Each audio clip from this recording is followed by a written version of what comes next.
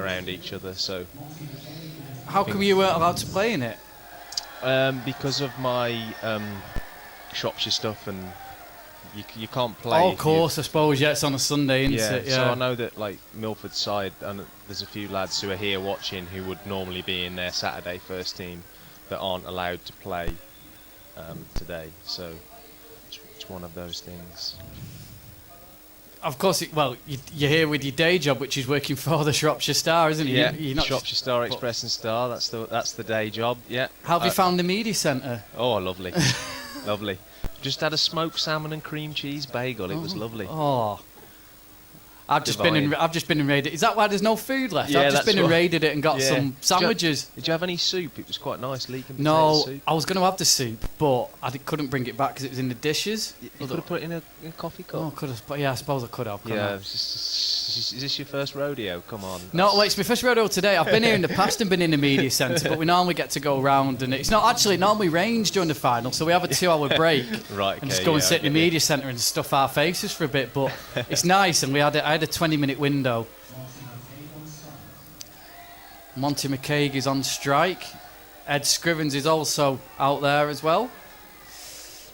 Is the other batsman. Chris Dean, it'll be opening the bowling. Is it Dean or is it Dean's? Chris Dean. No, it's Chris Dean. Yeah, Chris Dean. Yeah, he's Milford's main seam bowler.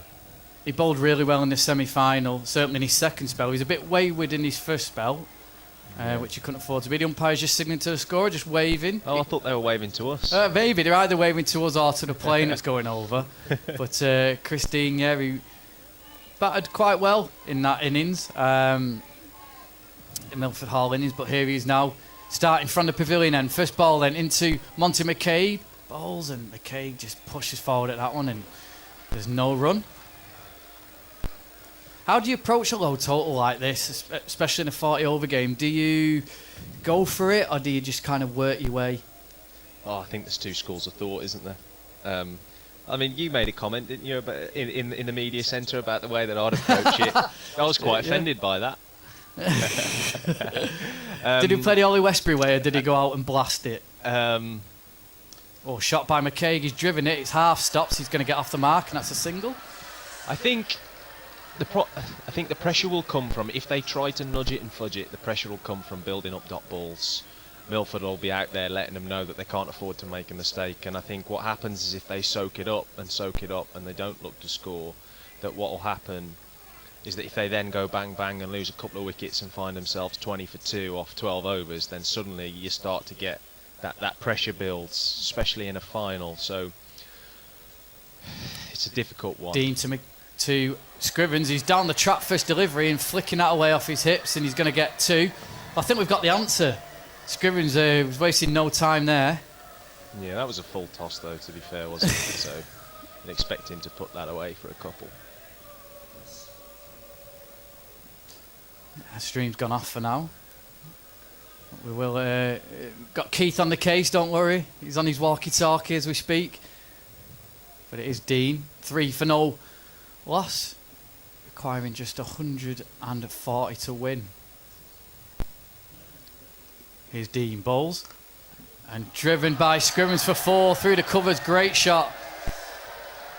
Lovely shot from Scrivens.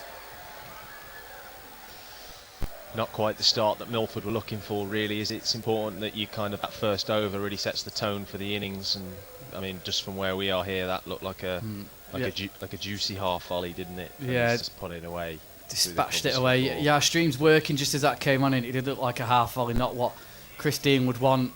And they're both debutants, these teams, in the final, and as I say, Leeds and Broomfield have certainly settled the better. Here's Dean then. Into Scrivens again. He's taken a trip down the wicket and he's out. He's flicked it down leg side, and umpire says he's got an edge and he's been given. I think he was LBW. Oh well, it went down leg side. Let's have a look at the replay. LBW, I think he looks. He's not happy about it anyway.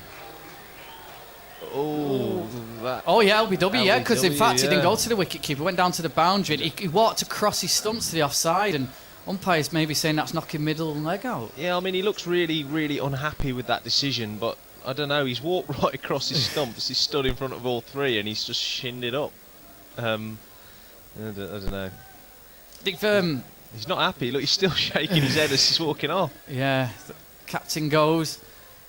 Well, they've given it as caught behind, but clearly on the replay it wasn't, because we saw it go past and down to the boundary. So it's LBW. Scrivens bowled by Christine for 6. Just the start Milford wanted. Yeah, they need early wickets, don't they? Early wickets, pressure in a run chase is exactly what you need. So that's kind of, after kind of a few looseners for Dean, he's kind of got it right there, got it on and around the top of off stump, and he was unhappy with that decision, the batsman, but he looked pretty out from what I could see. Yeah, and Milford Hall defended 188 in the last round. They didn't think they got enough in the first innings there. Obviously, they're 50 runs short of that, but with the spinners they've got in the middle of the innings, if they can tie Leeds and Broomfield down, they've still got that outside chance, haven't they? Yeah, I mean, they've got a chance. It's like I keep saying, 140 in a final, runs on the board. You know, they're going to have to play well, aren't they? Leeds and Broomfield to get these runs. I'm not sure if perhaps Leeds and Broomfield are going to get the better of the batting conditions here. It looked as if when I arrived at Lord's this morning, 11 o'clock, early morning start in September, clear skies, heavy dew. It looked like it swung and nipped around in that first hour, and perhaps perfect seam bowling conditions, whereas, you know, the sun's kind of baked the pitch all day. It looks very easy paced. Does that surprise you then that they elected to bat after winning the toss? I mean, anyone can make the decision in hindsight, can't they? Yeah, anyone can make the decision in hindsight. I mean, it's brave, isn't it, when you win the toss and bat and then end up being 2 or 3 down early. Dean into the new batsman Fred Roberts, who's just defending that one off the back foot. So an eventful first over, 7 for 1. Yeah, well, they need more wickets, more early wickets, don't they? So I don't know about the toss. I think it's a difficult one. Anyone can look at it after the event and say, oh, well, maybe they should have bowled first, but you know, they bowled well for early doors, didn't they? There was a lot of swing on offer. You could see, I was sat in the media centre behind the bowler's arm, and it was... McCaig was very good, wasn't he? Yeah. The ball was swinging away quite a lot. They bowled good areas. They didn't bowl many bad balls. So, yeah. Oh, wow. Spin. Yeah, spin. They go with spin pretty early, yeah. Afford's come on, one of the Afford brothers. It's Aaron Afford, who's coming on from the media centre end, the nursery end. You get around the country with your commentary, don't you? I do, yeah. wasn't long ago when we were on, when was it? We were Whitchurch on commentary together. and also at Toft. Yeah. That game, we won't talk about that one for yourselves. Oh, that's a big hit, and that's going to be out. First delivery, he's got a wicket. Well, he struck straight away, and we said that was a poor shot from McCaig. He went after the spinner straight away, and Leeds and Broomfield are 7 for 2. I'm telling you, that's what it is, isn't it? In a run chase, pressure of a run chase, and I think that can only be described as a brain fart. That's not particularly clever cricket, and he's plinked it to mid-off, who takes an easy catch. He just tossed it up, didn't he, Afford? And it was just, like you say, just such an easy catch at mid-wicket. And what a start for Milford Hall, and all of a sudden that Leeds and Broomfield dressing room will be slightly nervous, won't they? Yeah, I mean, it's his first ball. He's not even seen him bowl one yet. Oh, it's his third delivery. He was in the first over it. No, but I mean, it's the left-arm spinner's first ball. Yeah. He's tried to hit him onto the practice pitches on the nursery ground. Yeah. And the fans went wild there, didn't they? The Milford fans, players running around. Oh yeah, all of a sudden the Milford fans look like they're in the stand, just the Warner stand to our left, and out comes George Davis, the new batsman. It's an incredible start, this, and be interested to see the comparisons as well, because they were 31 for 5, weren't they, after I think 9 overs. So if they can get to a similar target, it could be a tight finish. You know, these low-scoring games are always the tightest ones, aren't they? Yeah, I think so. It's pressure. It's all pressure. It's all pressure. So, you know, that is exactly what the doctor ordered for Milford. Some early wickets. So, you know, 7 for 2. They'd snatch your hand off for that. You know, when they lost that final wicket to be 139 all out, and now they really have got to absorb some pressure because they can't afford to be 7 for 3, can they? No, and like you say, I suppose it's all about the approach again. As Afford comes in and bowls to Davis, he just plays that back down the pitch. And again, it's saying McCaig's thinking, do you know what? If we can break the back of the run chase early on, then we can just sort of noodle our way home. But realistically, like you say, it was such a poor shot early in his innings. Here's Afford bowling and Davis just coming off the hip, going for the bowler's end, and it's missed, and well fielded backing up there because that could have been buzzers. But Davis gets through and he's down on his haunches. We can see his boxers poking out of his trousers, a leg bye given. Bit of chaotic cricket again there. I mean, that looked... I'm not sure if he's gone for the wrong end, and then the throw's wide, and then it's superb backing up because it's 4 if he doesn't get that. I'm not sure who it was who got round. I think it was Harry Flowers who got round backing up. It was, the only person on the pitch athletic enough to actually get to it. I believe he played for Southport yesterday, and they took one in the face, didn't he? Did you see that picture? Yeah, it was like they'll get a 1-0 win, I think. The first win of the season, and he had his teeth knocked out blocking a clearance. Yeah. But yeah, he was very quick. The tall Harry Flowers, he was the only one who could dive to get that.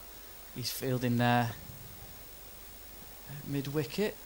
There's Afford bowls, and forward is Roberts, the long-haired Roberts, just defending that one. It's finely poised at the moment, isn't it? Really, really finely poised. And again, Roberts just defending that one on the back foot. Oohs and ahs. That one kept quite low. And there's no run. Well, if they thought it was going to be comfortable, which I'm sure they didn't think it was, then they have had a rude awakening. He's gone back to that last one, hasn't he? He's got stuck on the crease and gone back to a full one. And got away with it by just getting his bat down in time. Here's Afford. In the bowling to Roberts, who's struck on the pad. I think it was quite high, maybe an inside edge as well. But strangled uphill, but a really good opening over there from Afford. He's gone back to that again, hasn't he? It's the second time he's gone back to the spin. But be careful going back. Lucky it's just sneaking down the leg side. The stifled appeal, wasn't there? So how did you, last time we spoke, your team were going for promotion? How are they doing? Club side? Yeah. It's the same still. I didn't play yesterday because obviously I was working. I was at Shrewsbury against Carlisle. So I was back very late last night after Shrewsbury lost 2-0 to Carlisle. So I didn't play yesterday, but I believe we got a tie in the Birmingham League. So still on the hunt, 10 points clear going into the last game next week. So fingers crossed we can get a win. New over Dean, playing a miss outside off stump from Davis, and a wide signalled instead for his troubles. An offside wide. So that's one added to the total, 10 for 2. So that's where we're at really. Just be fingers crossed if we win next week, then it's all in our hands and we get promoted to the Birmingham Premier League, which would be really exciting. And Shropshire season's finished as well. Yeah, Shropshire season's finished. Finished a couple of weeks ago.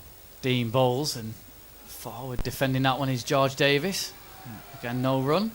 I didn't get a chance to speak to you after that game at Cheshire, but we played really well that day and got 350. But made your highest ever score, and then it rained. And then that kind of kicked us out of the competition when we played some good cricket, so that was a bit of a shame.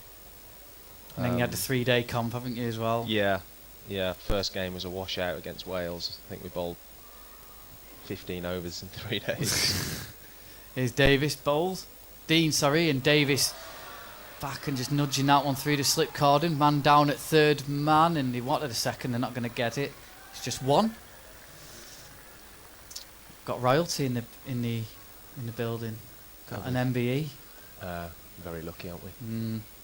And she rang the bell at Lords. Right, yeah. But you've had your salmon sandwiches, so... Yeah, I've had smoked salmon and cream cheese sandwiches, which were very nice. Yeah, we've got Lydia Greenwell. She's coming up in a couple of overs. I'll let Ollie go back and do some work. Yeah, got to write a match report. Dean bowls and Roberts just defends that one. Picked up at point, no run.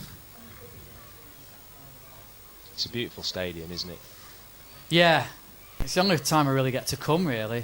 But yeah, it's only till you're here and you walk around it, you feel that aura. I mean, there's only maybe the MCG that rivals it, where you think, do you know what, I want to come here and like go, wow, watch cricket there. Yeah. So. Yeah, I mean, we've got some view here, haven't we, looking out onto the ground with the grandstand in the background. Dean bowls to Roberts, who's driving that one off the back foot again. Fielded, no run, pressure builds.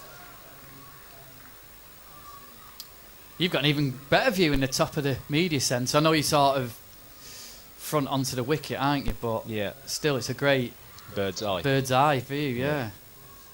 Yeah, we have. Very fortunate.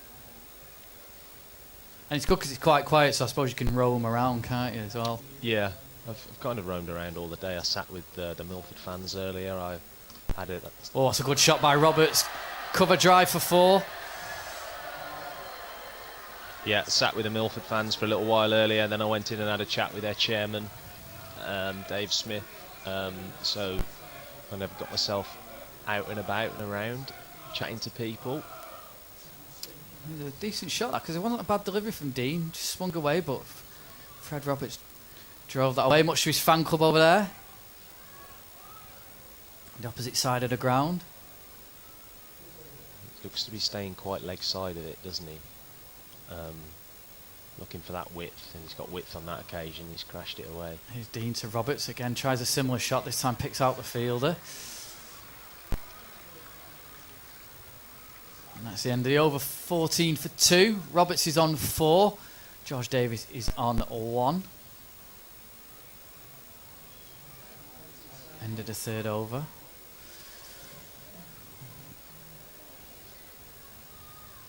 You can see Dean's not quite happy with his line there. Can't imagine he's played at Lords before, and I know that bowlers sometimes struggle to adjust to the slope, don't they? You don't quite realise as much as it is until you actually get out there and actually see it yourself, because it is quite a big slope from left to right.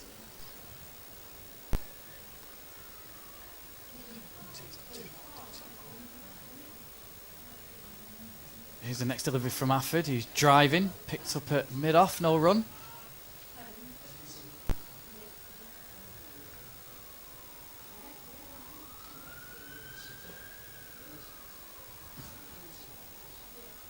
Down the track, it didn't quite, well, he flicks it away off his hip. First he looked like he was going to hit it back over the bowler's head, then he kind of adjusted it and flicks it away off his hips. Davis for 4. It's a nice shot in the end. They're looking to attack the bowling. They are scoring, aren't they?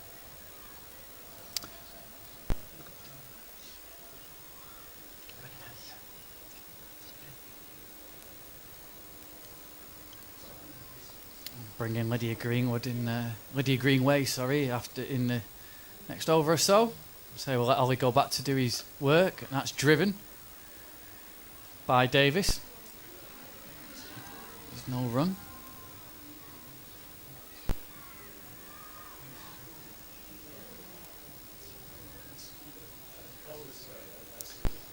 That's nudged away. Roberts wants a run. He's been sent back by Davis. Remains 18 for 2.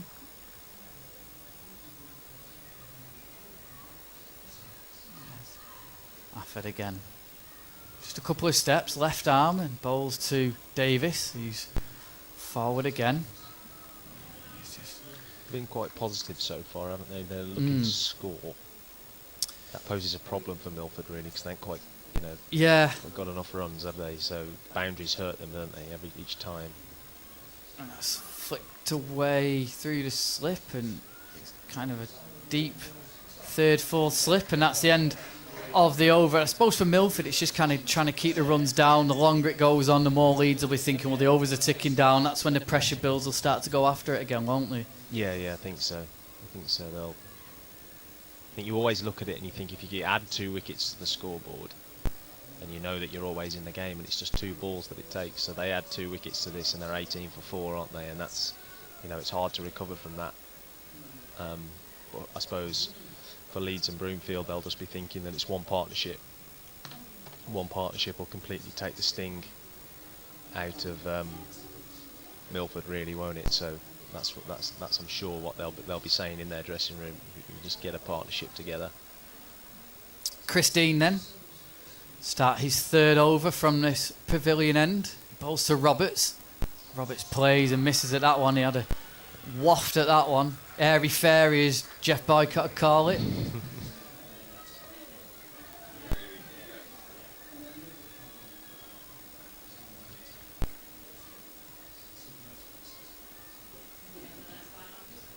Yeah, swung back in that one by Dean.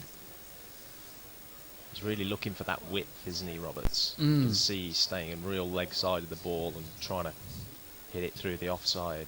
Dean into Roberts. Again, playing a swish and a miss. And they've adjusted the field as well, haven't they, Milford? It seems as though they're aware of where he's trying to look to score, and they've they've got a third man in there and a deep cover.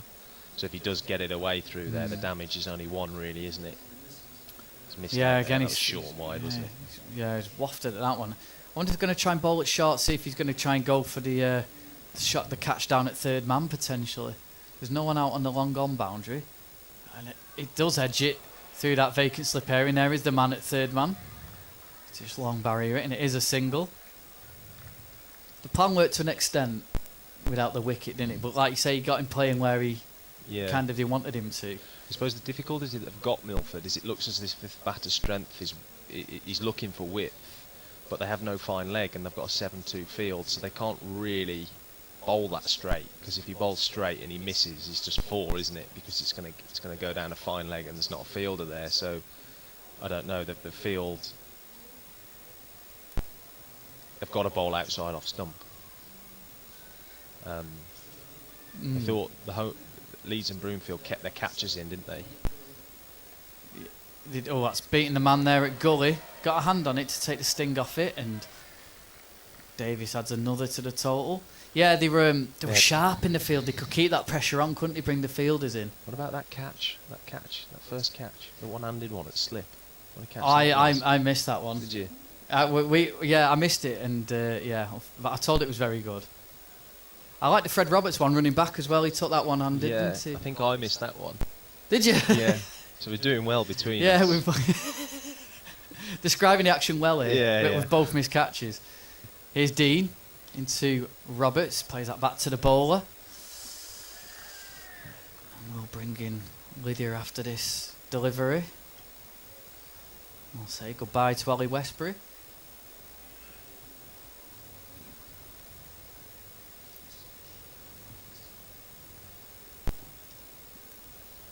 Lovely buzz around Lords. You can hear the Lord's hum, can't you? You can, yeah. Here's Dean into Roberts, and on the pad, that's going to be leg byes. It's going down to the boundary of the Valiant Chase. He's not going to catch up with it, and 4 leg byes added to the total there. So 24 for 2 at the end of that over. 24 for 2. Roberts on 5. And George Davies is on 6. And then we're going to bring in Lydia Greenway, OBE.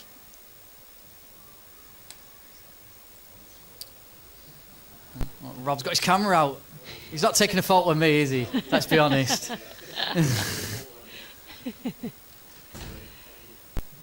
Lydia, thanks for joining us. Hi, thank you for having me. It's an eventful old day. You've been ringing the bell as well. Yeah, I have been. It's such a beautiful day. I was just down at the front of the pavilion at the interval. All the supporters were on the ground, which is a nice sight to see, because you don't often see that too much here at Lords. Yeah, not normally allowed on, are they? But no, they were just having a little walk round, weren't they? Obviously nowhere near the square, but it's been really good. He's offered to continue from the nursery end, and it's beating the fielder. That's going to be another boundary, is it? The fielder's chasing after it, can't catch it though.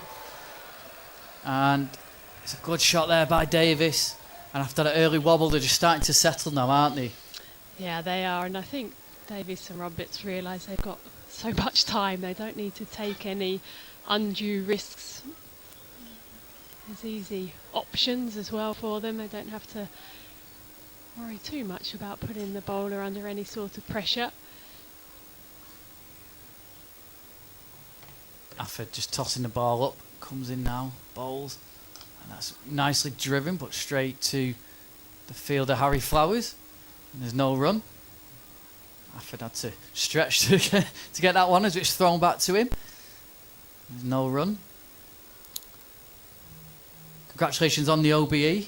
Oh yes, thank you. That's a nice surprise. The only royalty we normally have is Jerry Daniels with us, but yeah, he's actually not an official royalty. That's played back to Afford, that next delivery. Is it one of these where you have to keep it secret? Do you find out in advance? And the king goes, you can't say anything. Yeah, so you get a letter in the post and you're not allowed to tell anyone apart from immediate family. That's what they say.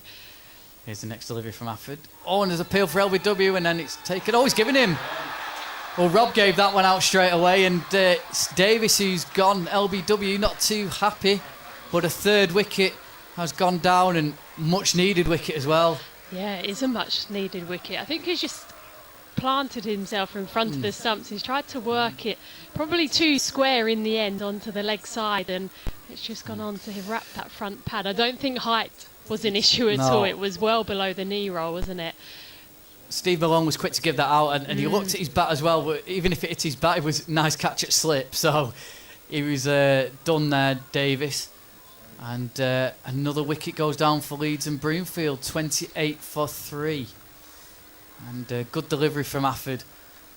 He's had an impact. It's interesting he started with spin. And I think often that's a good way to go, especially when you haven't got a huge amount of runs to play with, and there's not the overhead conditions really that are sort of in favour of the seamers. So taking pace off and maybe saying to the batters that you take the risk, you try and generate something because we're not going to give you anything. So yeah, low scoring thriller on our hands by the looks of it. It is, and how would you, if you were captain, how would you tell them to attack it? We were saying, would you get them to just nudge it around, set yourself in and just see it home, because obviously run rate isn't really an issue because it's not a league game, but or would you try and go out and blast it like they've done in a way, but equally they've lost wickets? Yeah, well that's the modern way, isn't it, these days? You look at all the international teams, England white ball teams, men and women's, they're generally not too worried about wickets, but I'm a big fan of a traditional run chase of absorbing the pressure,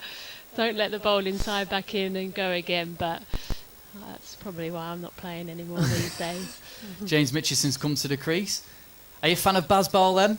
I have to admit, I do enjoy it. I think it has revived Test cricket in this country. I don't know what you think, but no, it's brilliant. Yeah. Just the way that they play. You just don't. You wake up in the morning, if they're abroad, see what's going to happen, and have a look at the scoreboard. You're never too sure. I did like they scared the Aussies into basically parking the bus, didn't they? Really, and just kind of batting time almost for the Mitchison's first delivery. Just played back to the bowler.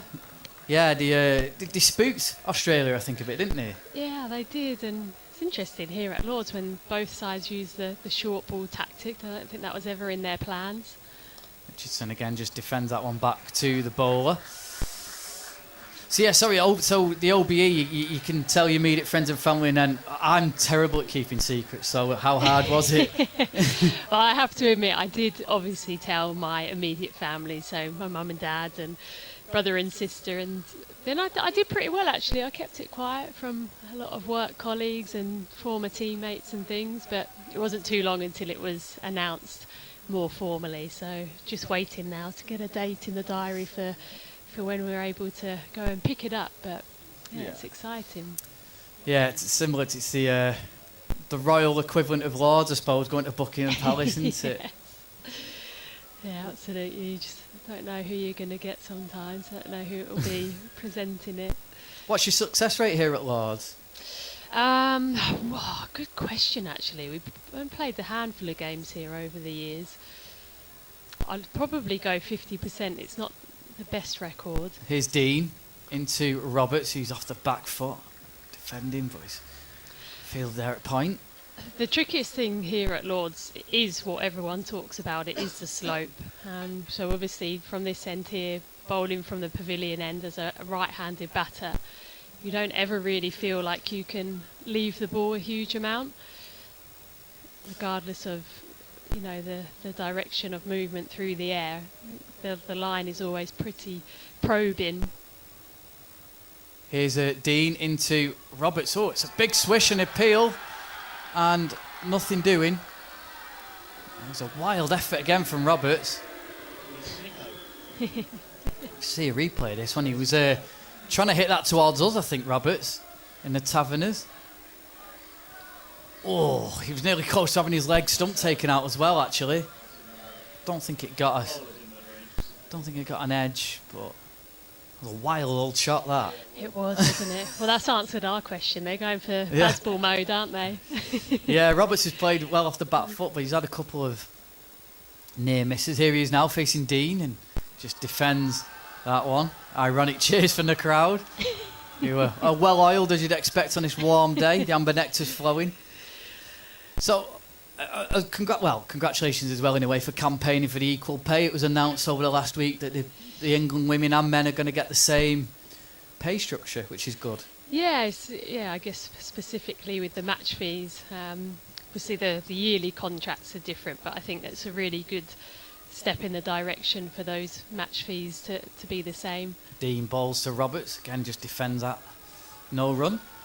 And I think the other thing is, obviously without getting too serious, the ECC report that's come out, that was one of the, I guess, immediate recommendations from the report, was that equal match fees to be, I guess, influenced straight away. So it's good from the ECB. I know the PCA as well, they do a huge amount of work on behalf of the players too. Here's Dean into Roberts. It's a good shot by Roberts that time through. Extra cover, that's going to be 4. Well, he's had a couple of swishes in this over, not that time. Caught that sweetly. And that's a boundary for Fred Roberts. Yeah, it's nicely played. Just over pitching from Dean. He bowled nicely up until that point. Might have been going for the Yorker, but he's just missed his length, and frustration after that delivery was pummeled away. It was a nicely timed shot, actually. Yeah, he knew what he'd done. He kicked the turf in frustration, didn't he, that one? Like you say, he bowled nicely, but with this total, you can't afford to bowl some of those freebies. As here comes Dean again into Roberts. Roberts just playing that one out to the man at point. It was a misfield, but no run. So, yeah, I mean, it's good time in women's sport in general, isn't it? You had the Ashes, which was really well attended. I think most of the games were sold out in that series. England did really well in that. They kind of almost ended Australia's dominance in that. Or they certainly, again, put the spooks up them, didn't they? Yeah, they did. And I think with the position that they were in, I think they were 8-2 down at one point. The Women's Ashes is played across a multi-format series, and there's points allocated. So England were 8-2 down, and they had to win the remaining games to draw the series, which they did. And they played some really good cricket. They unearthed some good youngsters coming through. Lauren Filer, quick bowler who played in the test match, did brilliantly. So yeah, we're sort of seeing a lot more depth now come through in the England side, which is great. And they all start at their local cricket clubs, don't they? Which is, I'm sure there would have been lots of proud cricket clubs looking on as youngsters made their England debuts. Here's Afford bowls to Mitchison. A bit of a fuller one, and he drilled that one, but a tumbling stop there. Prevents the run. Would you like to see that change from a point system to a natural series, as in like have maybe a 3-match Ashes Test series? We'll come back to that in a minute. Here's Afford bowling to Mitchison, who's just guiding that one through the covers and gets a run. Would you like to see maybe 3 T20s, 3 one-days, 3 test matches? Yeah, possibly. Rather than a point system? Yeah, it used to be, my first Ashes debut was a 3-match test series. And then the multi-format series came in 2013. Oh, and it's an appeal. There's batsman and... Has he gone? Yeah, Roberts is walking off. Well, Roberts stood for ages. I think it was a stumping. And wicketkeeper and bowler were embracing in the middle of the pitch. Like Cameron Fitzpatrick bowled him. Yeah, it's bowled off the pad, bowled him, and then the ball's ricocheted off the wicketkeeper's pads, and another wicket goes down 33 for 4. So they're scoring boundaries, but they're losing wickets. Yeah, and it's just stages like this where the pressure is going to shift slightly, because when you're 2 down, you don't mind so much. 3, okay, but now 4 down, you're sort of into your last of your established batters, and someone's going to have to stand up and take responsibility. Mitchinson's the other batter who's still in. He's only been in for 4 deliveries, just 1 run to his name. So they're just going to have to take a bit of time now and try and establish a partnership and maybe reduce their risk levels. But have to give credit to the quality of the bowling, though, from Milford Hall. They've just kept the stumps in play. They've been asking questions, haven't they? They would have been so disappointed, I think, with the total at half time, but they're pulling it back well. I watched the semi-final, and they managed to defend 188, and they were disappointed with that. Yeah. And it was spinners that were a big key in that game as well, because Staley got off to a good start against the quicks. I think Christine took a wicket early on, but then they built a big partnership, and then the spinners came on and they just strangled them. They just couldn't get it away. And then frustration comes in because they're trying to play the shots then, and a similar thing's happening here. And game on, I think. Yeah, absolutely. Well, hopefully that will give them some confidence, having in previous games been able to, obviously not as low a total as this, but you know, some experience of recently defending a lowish total. And for Leeds and Broomfield, I think their fans are on the opposite side to us, aren't they? In the sunshine, they're just quieting down a little bit. Well, I don't know about that. They've got a few beers in them. I don't think they'll quieten down. They've still got the beers going, but just that wicket, there was a little bit of silence. So here's Clary McCaig, who bowled superbly in the Milford Hall, and he's bowled quick with swing. Well, he's coming out to bat now. What can he do with the bat, left-handed? I wonder if he's as dynamic with the bat as he is with the ball. I can see him being quite explosive if he gets going. Well, his brother tried to go after Afford after the first ball and was out, and this one he's just playing sensibly about that time. But I feel like it might not be long. He might have a couple of balls and then look to swing, you think? A couple of sighters, Yeah. 107 still needed. Oh, and it's edged. Did it get an edge on it? It's going down to the boundary in front of the pavilion. It's going to get there. 30. Yeah, I think he got an edge, McCaig. Umpire signals 4. Yeah, definite edge, and between wicket-keeper and first slip. And a bit unlucky that for Afford. He's bowling well, the spinner. Yeah, it was perfectly placed, wasn't it? Too much pace on it for the keeper, and the angle was too fine for first slip. So if they lose another wicket now, we're into a similar position to where Milford Hall were. Albeit, I think they scored a few more runs. Oh, and there's an appeal for LBW. Not given. Steve Malone turns that one down. Big shout. Crowder involved.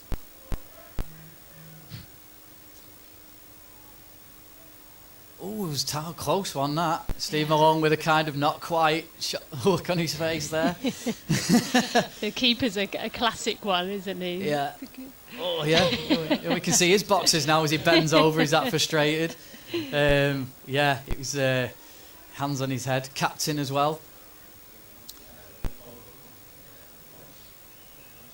Such a big moment for these two teams, isn't it? So over 370 clubs entered the competition this year, was that right? Yeah, I think they had a record number, yeah. So it's, well, I was going to talk about that with you. You are the ambassador for Voneus, so have you been doing the rounds during the tournament? Or? Yes, I was up at Lanercost, up north. Scotland, earlier, pretty much in Scotland, yeah. Bet you wrapped up warm that day, yeah. Luckily the sun was out, actually. It rained all day the day before we were due to go up, but luckily the weather cleared up nicely. Stu Faze is the new bowler. He's in with his first delivery, and Mitchison digs that one out. Doesn't quite know where the ball's gone there, and scampers through for a single. And the spinners now, as I said, in the semis they did the damage. Oh, it was close to playing on there for Mitchison. Let's put the squeeze on. I just wonder if McCaig will try to go after him. Might have his eye on that long room. That was all fun and games in the long room in the summer, wasn't it? I've never seen it like that before. No. Here's Fazy in, bowls, and McKay plays and misses and taken behind the stumps.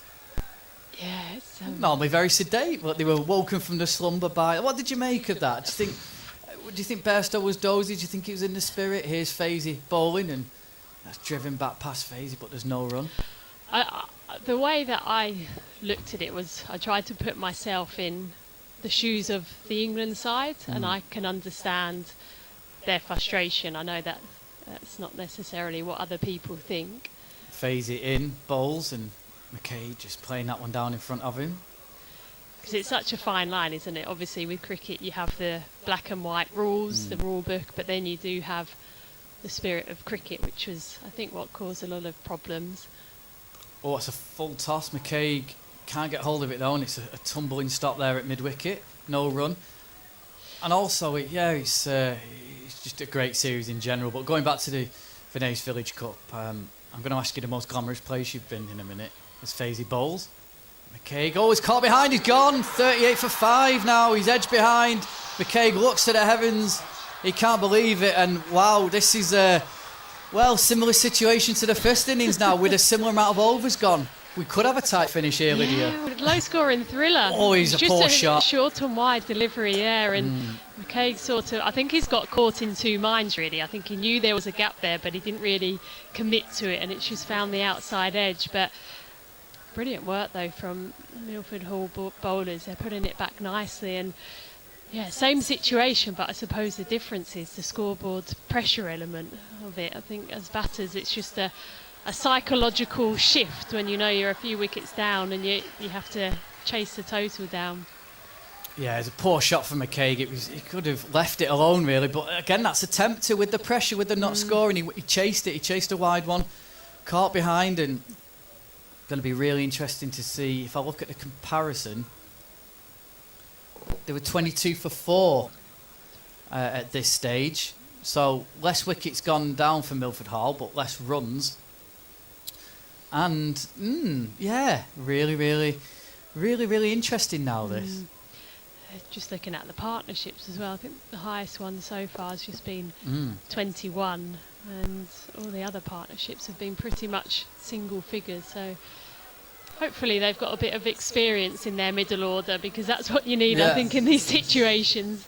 Just need someone to come in. We saw with Thompson in the first innings, and Cheadle, once they got in, saw after the first few deliveries, they showed you could score runs, couldn't you? And I think that's what they need now, don't they? If they're going to stay at home, they just need a partnership of somebody just staying in 30 or 40, get them up towards 80, 90, and just relax everyone. Yeah, and I think it's easy to forget the occasion as well of playing at Lords. I don't think some of these players haven't even been to watch a game at Lords, let alone play at Lords. So I'm sure they'll be thinking about, I just want to hit a boundary at Lords, or, clear the ropes. But sometimes you just have to try and break it down, try and take it ball by ball. And also, we're saying the pitch is a lot quicker than they will have experienced as well, so it's on them before they know it. Yes, go on. Where's the most glamorous? You mentioned you went to Scotland. Where's the most glamorous place you've been then in this competition? In this competition, well, to be honest, Lanercost, in terms of a club visit, was the first place that I went to. Obviously, also spent some time down south as well. But I think that the drive up was actually really picturesque as well. So I'm going to have to say Lanercost. So hopefully there's a few people listening from that club. Here's Afford starting a new over, bowling to Mitchison, who plays it back to him. Well, Leeds and Broomfield Cricket Club playing as shadow of Leeds Castle, so that's worth a visit next year as well. As Afford bowls and Mitchison just plays that one back to him. The reason I hesitate, I keep wanting to call them Bromfield, and I don't know why. Just I don't know. They're a nice club actually. I've done some coaching there before a few years ago. Here's Afford bowling, Mitchison again, just playing it back to him, and there's no run. And you're right. I think Leeds Castle is there. They've also got, I think, some sort of sheep field or cow field directly next to it. Very nice to look at. Let's have a couple more innings, and then I'll let you have a rest and you can go and have a sit down and enjoy the rest of the game. Just wanted to ask you about the 100. It's controversial among some people. Certainly amongst the men's side, it's done really well for the women's side. I mean, sort of rumours it might not continue beyond the current contract. If that didn't happen, would you sort of say maybe look at the T20 and doing a similar thing, you know, in terms of having it on the same day, putting it on free-to-air TV and expanding the T20 competition instead? Yeah, definitely. I think if they're not going to go for the 100, T20 is always exciting. Oh, an appeal for LBW. Big appeal. Afford was late to join in with that one.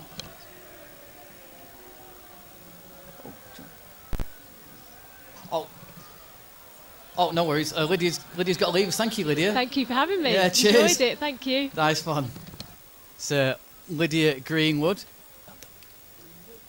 Greenway, sorry. Apologies. Oh, yeah, don't forget your coat as well. Yeah. That's an OBE in the house. And we'll have Keith Higgins with you shortly. And that's just defended that next delivery. 39 for 5 then, a game finally poised.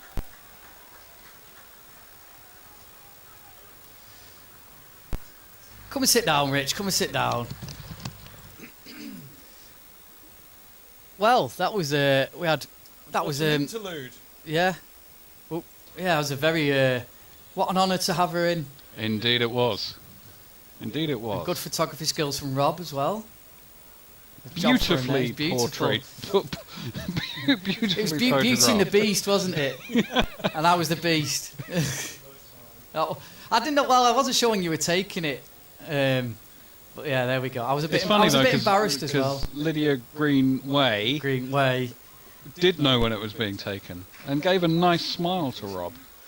That first delivery of the new over's been left alone. We're bringing Keith after this over. Well, we've got a game in our hands. We have indeed. And it's lovely to be saying that. I mean... It looked very one-sided at tea, didn't it? Yes. Here's Fazy bowls to Mitchison. He just plays it back to him. But isn't it nice to see such a competitive game? I mean, they require 3.39, which is well in range. Here's Fazy bowling, left alone. But they've got nearly 30 overs to go and 5 down already. Somebody has got to play a decent innings here.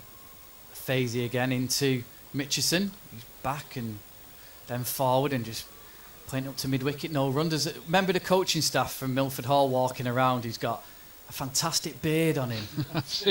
Did you see him? It's very like David Bellamy-esque as Fazy comes in and bowls and Aitchison just drives that to cover, no run. See, I went more ZZ Top than David Bellamy. Oh, C6 Steve, if you've ever heard of C6 Steve. No? I've heard. There's blank looks looking around here in the commentary box. Mitchison drives that one through the covers. Just the one run. The man comes in off the boundary. So George Davis is top scorer with 10. Okay. That is the end of the over. I feel like I've outstayed my welcome. So we'll have a few words now from Rich Dean and then we'll bring in Keith Higgins. Well, at 40 for 5, you can almost say we're perfectly poised here for the Voneus Village Cup final here at Lord's. The blue sky is still present. The sun is kissing the field. The ground looks resplendent. And Keith Higgins is beside me. What more could one want? You flatter me, Rich. You flatter me. Thank you for those kind words. And well done to Luke for an excellent session with Lydia Greenway. Really was a great piece of commentary between the two of them, I have to say. So we're in the 12th over. It's 41 for 5. James Mitchison on 4 and Chris Davies yet to score. And it's Chris Davies on strike, facing Aaron Afford with the excellent figures of 5 overs, 1 maiden, 3 for 15. And he's suddenly appearing on the top wicket takers list. He's, before today, if I look at the sheet, he was quite low down actually. Where's he gone? He was on this list here. He had 8 wickets, but he's now got 11. The next ball is defended by Davis for no runs. So he's making a late claim to be one of the top wicket takers. And Wicketkeeper again for Leeds and Broomfield, which is their captain Chris Davis. Seems to get very excited, doesn't he, Rich, with an appeal there? He does indeed.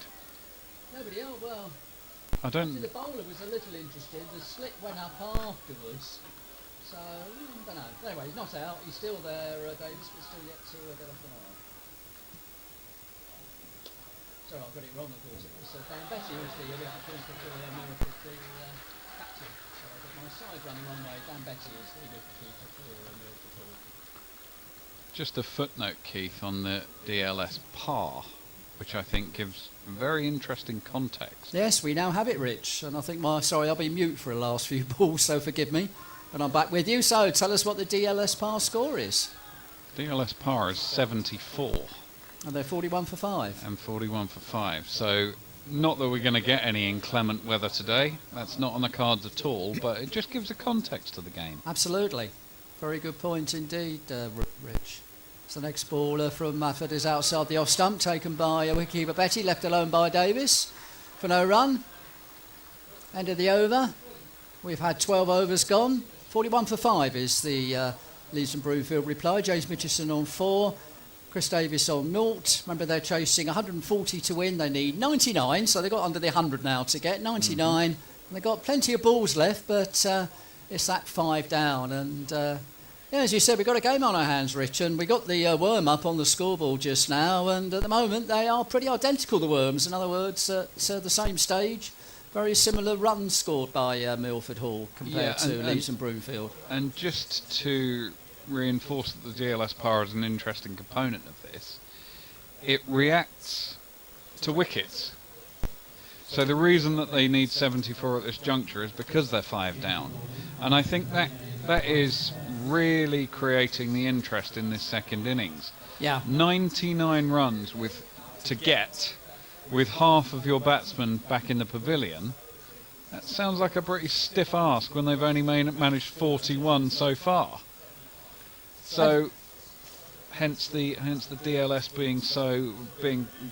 being there such a cavern between the 41 that they have and the 75 that DLS suggests they should have.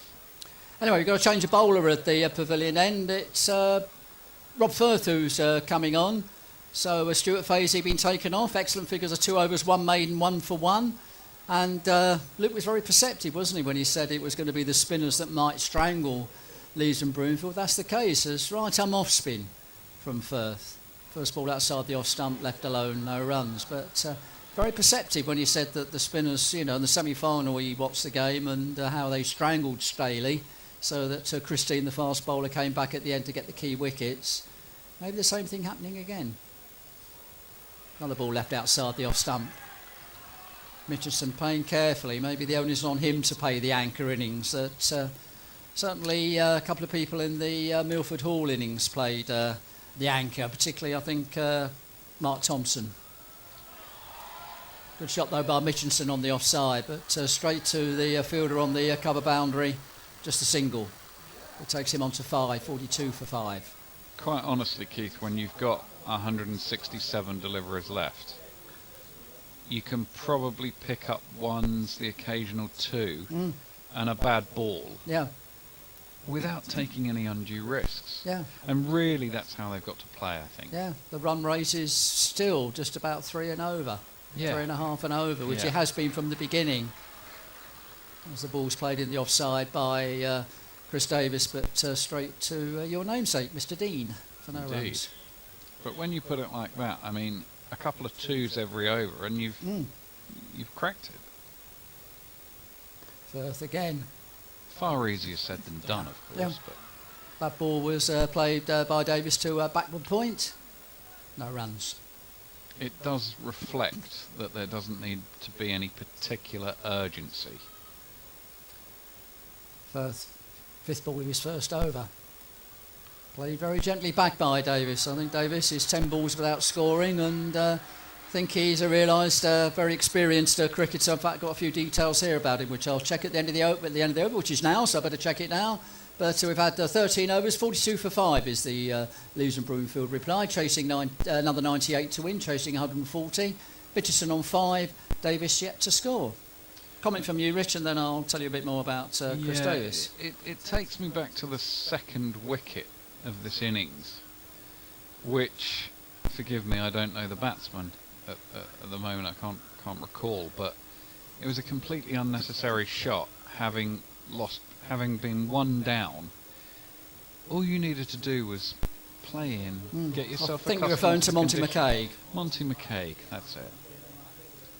As the next ball is played by Mitchelson, it's a new over from Aaron Afford. Looks like he's going to bowl himself out. He's into his 7th over, 3 for 15. And comment about Chris Davis. He's been playing since 2003. So, an experienced player out there. And that's probably what they need at the moment, Leeds and Broomfield, as Mitchelson plays the next ball nicely. Picks up by the Rob Firth on the cover boundary. But another single takes Mitchelson on to 6, 43 for 5. And that's the sort of thing, isn't it? There's a single there on the offside virtually every time. Yep. 2, 3 those and over, and indeed maybe 1 or 2 to start with, and you won't be that far behind the run rate. As tickled round the corner by Davis for his first run. And just going back to that second wicket, I know there's disproportionate weight put on that, which turns out to be fatal, but you can't get away from the fact that it was an unnecessary shot to play. Davis off the mark, so is Mitchelson facing the next ball, and I think the message has got through, Rich. They've been listening to you, because that was played very nicely by Mitchelson into that big gap on the offside. We've got a fielder on the cover boundary, we've got an extra cover, but there's nobody at cover point, we've got a backward point. So between those three, there is quite a gap in that triangle, and Mitchelson played that very nicely. Takes him on to 7, 45 for 5. And this is all they've got to do, as you said. 3 singles every over for a while. They won't fall behind the run rate too much. You can't afford to lose another wicket, though. As tries to tuck it around the leg side, Chris Davis, but doesn't get it too far, and wicketkeeper Dan Betty comes running round to stop the single, and there's no run. And you can almost put pressure back on the bowling side by taking the odd single and 2. Yeah. It's really not anything else that's needed at the moment. Left arm round the wicket, Afford, and outside the off stump, but not too wide, so not giving us a wide. That's the end of the over. So we've had 14 overs. 45 for 5 is the Leeds and Broomfield score. Mitchelson on 7, Davis on 1. They need 95 more runs from the remaining 26 overs. Because look at it like this. The deeper they can take this without another wicket being taken, the more and more the bowling side are almost going, well, we need to produce something special to affect a wicket that then changes the course of the game. And I think just by playing that solid, consistent cricket, which shows no sign of panic or urgency, I think when you are dealing with such a small total, that creates pressure upon the bowling side. Well, if we go back to the Milford Hall innings, as Mitchelson plays the next ball of a new over from Rob Firth for no runs, I think the key partnership was actually the 6th wicket between Cheadle and I think it was Thompson. Yeah. Because that steadied it. If you remember, we were commentating Totally and agree. Milford Hall were telling us, please get off air because we keep losing wickets. Then Rob Ettridge and Luke come on and they didn't lose a wicket for that period. And that stabilised the innings enough to give them a competitive total, which is what it's proving to be. Yeah. May not be enough, as the next ball is played defensively back down the pitch by Mitchelson for no runs, but that was key. And I think this is what Leeds and Broomfield are looking for now with these two. James Mitchelson 7 off 25 balls, Chris Davis just 1 off 13, but it's these experience that they need, and Mitchelson again just very happy to play the ball straight back to the bowler for no runs. And there's really no better cautionary tale for them than what has happened in this game that you just spoken about. Yeah. This is the partnership. I think this is the key partnership in Leeds and Broomfield. But they need to pick up the singles as they're doing now. That was nicely placed into that gap that I've been speaking about with you, Rich. Played nicely by Mitchelson to that gap in the offside. No power. Didn't need the power. Almost beautifully into the centre of gravity between the 3 fielders, wasn't it? Almost this sort of point where the 3 lines between the fielders would intersect. So an easy single for him. Takes him on to 8. 46 for 5. And Davis is quite happy to play the last ball, the over, straight back to Rob Firth for no runs. So another over goes past, but 15 overs gone, 25 left, chasing 140 to win. Leeds and Broomfield 46 for 5. Mitchelson on 8, Davis on 1. And there are always, even in the most consistent bowling, there's always bad balls. And if you can capitalise on those, you've almost got yourself towards the target, haven't you? Yeah. Just by virtue of getting the bad balls away, supplemented by Yeah. those singles that you're picking up. Because there will be balls to go for. Aaron Afford left arm round with his last over as he comes in and bowls and played into that nice gap. Easy single straight to Rob Firth, and I think Rob and Luke were telling us, and they're hopefully not in agreement, Rob Firth, a mere youth at 18 years old? Not much above 20. Okay, so a youngster. Well, compared to me and Rob, he's certainly youngsters. Certainly a youngster. So Afford into his last over, figures of 3 for 19 so far. Right, left arm round, coming in bowls to Chris Davis, who tries to find that gap, but they were very alive to it. Stuart Fazy was very quickly in there, and this time there is no run. I think actually they've reinforced it a bit. I think there's an extra fielder in that sort of... So it's not really a triangle anymore, it's a sort of quadrilateral. Oh, Keith. I'm not the only one who can use big words. As Afford comes in outside the off stump, and Davis is quite happy to leave it alone. Yes, I think Captain Dan Betty realised that they were getting perhaps too many easy singles there, and quite rightly has reinforced that. Just gives the batsman something else to think about. There is a bit of a gap there if he can find it. And he's gone! Think he might have been caught behind. My word. We'll check this in a minute, but looks like Davis has gone. Afford with his 4th wicket. Left arm round. Yes, it looks like he got an edge. He walked straight away. Caught by wicketkeeper Betty. Afford having a fantastic game. That's his 4th wicket. And Leeds and Broomfield have got it all to do now. 47 for 6. Well, that was, having just said he's playing a key anchor innings there, that really was a key dismissal. But a nice bit of bowling by him. A little bit more flight, I think, on that one. Yeah, I actually don't think he was trying to force a stroke there. I think he was trying to play in and got a genuine edge through to the keeper, who... Actually, that's an underrated catch, because he's standing up and took that with some degree of certainty. So, well done to the keeper on that one. 47 for 6. I'll be very interested to see the DLS par now. We are tipping the balance very much, I think, personally now, in the favour of Milford Hall. Oh, absolutely, yeah. I mean, if we use that DLS par score, which we'll see in a moment, because I'm sure they're recalculating, as the new batsman comes to the crease, we'll confirm who that is shortly. It's got 2 different messages at the moment. Just to say that Aaron Afford has got 2 balls to try and get his fifer. Rob and I were speculating, does that get you on the honours board at Lord's, Rich? Don't think it does it? Probably not quite at this level, but... Okay. And by the way, confirm the new batsman is Alex Zabaniak, who started the collapse of Milford Hall early on with that most wonderful catch at slip. But let's go back to the serious point about the keeping. I mean, Robbie's a wicket keeper, plays in the Village Cup, and he was nodding at the 2 catches that Dan Betty has taken, and he said both excellent catches. May not look it, we're not diving across, say a la Johnny Bairstow, but at this level, 2 solid catches, and he's trying to gee up his fans. They know that they're on there, and that pass score, I think, is now 80 or 92. 92, 92. Yeah. Long way behind as Alex Zabaniuk has come to the crease. 45 behind, tells Aaron the tale. Afford, yeah, last 2 balls. Zabaniuk, I don't think he could get much slower to play that, did he? He was almost kneeling down playing that one. You will not get the ball past me for no runs. A brilliant enactment there from our co-com. Thank you, Rob. So, Afford's last ball. Will he get his 5 wickets? He's bowled superbly well and put Milford Hall right back in the game. Zabaniak tries to turn the ball on the leg side. But at the end of a fantastic spell by Aaron Afford, 8 overs, 1 maiden, 4 for 19. So that was a successful over for Milford Hall. Leeds and Broomfield after 16 overs, 47 for 6. Mitchelson on 9, Zabaniuk yet to score. And lots of applause from his players, lots of applause from the Milford Hall fans, Rich, and richly deserved, I think. Oh, absolutely. This final now is it's completely in the reverse of what we thought, and again proves. I said it in the first innings.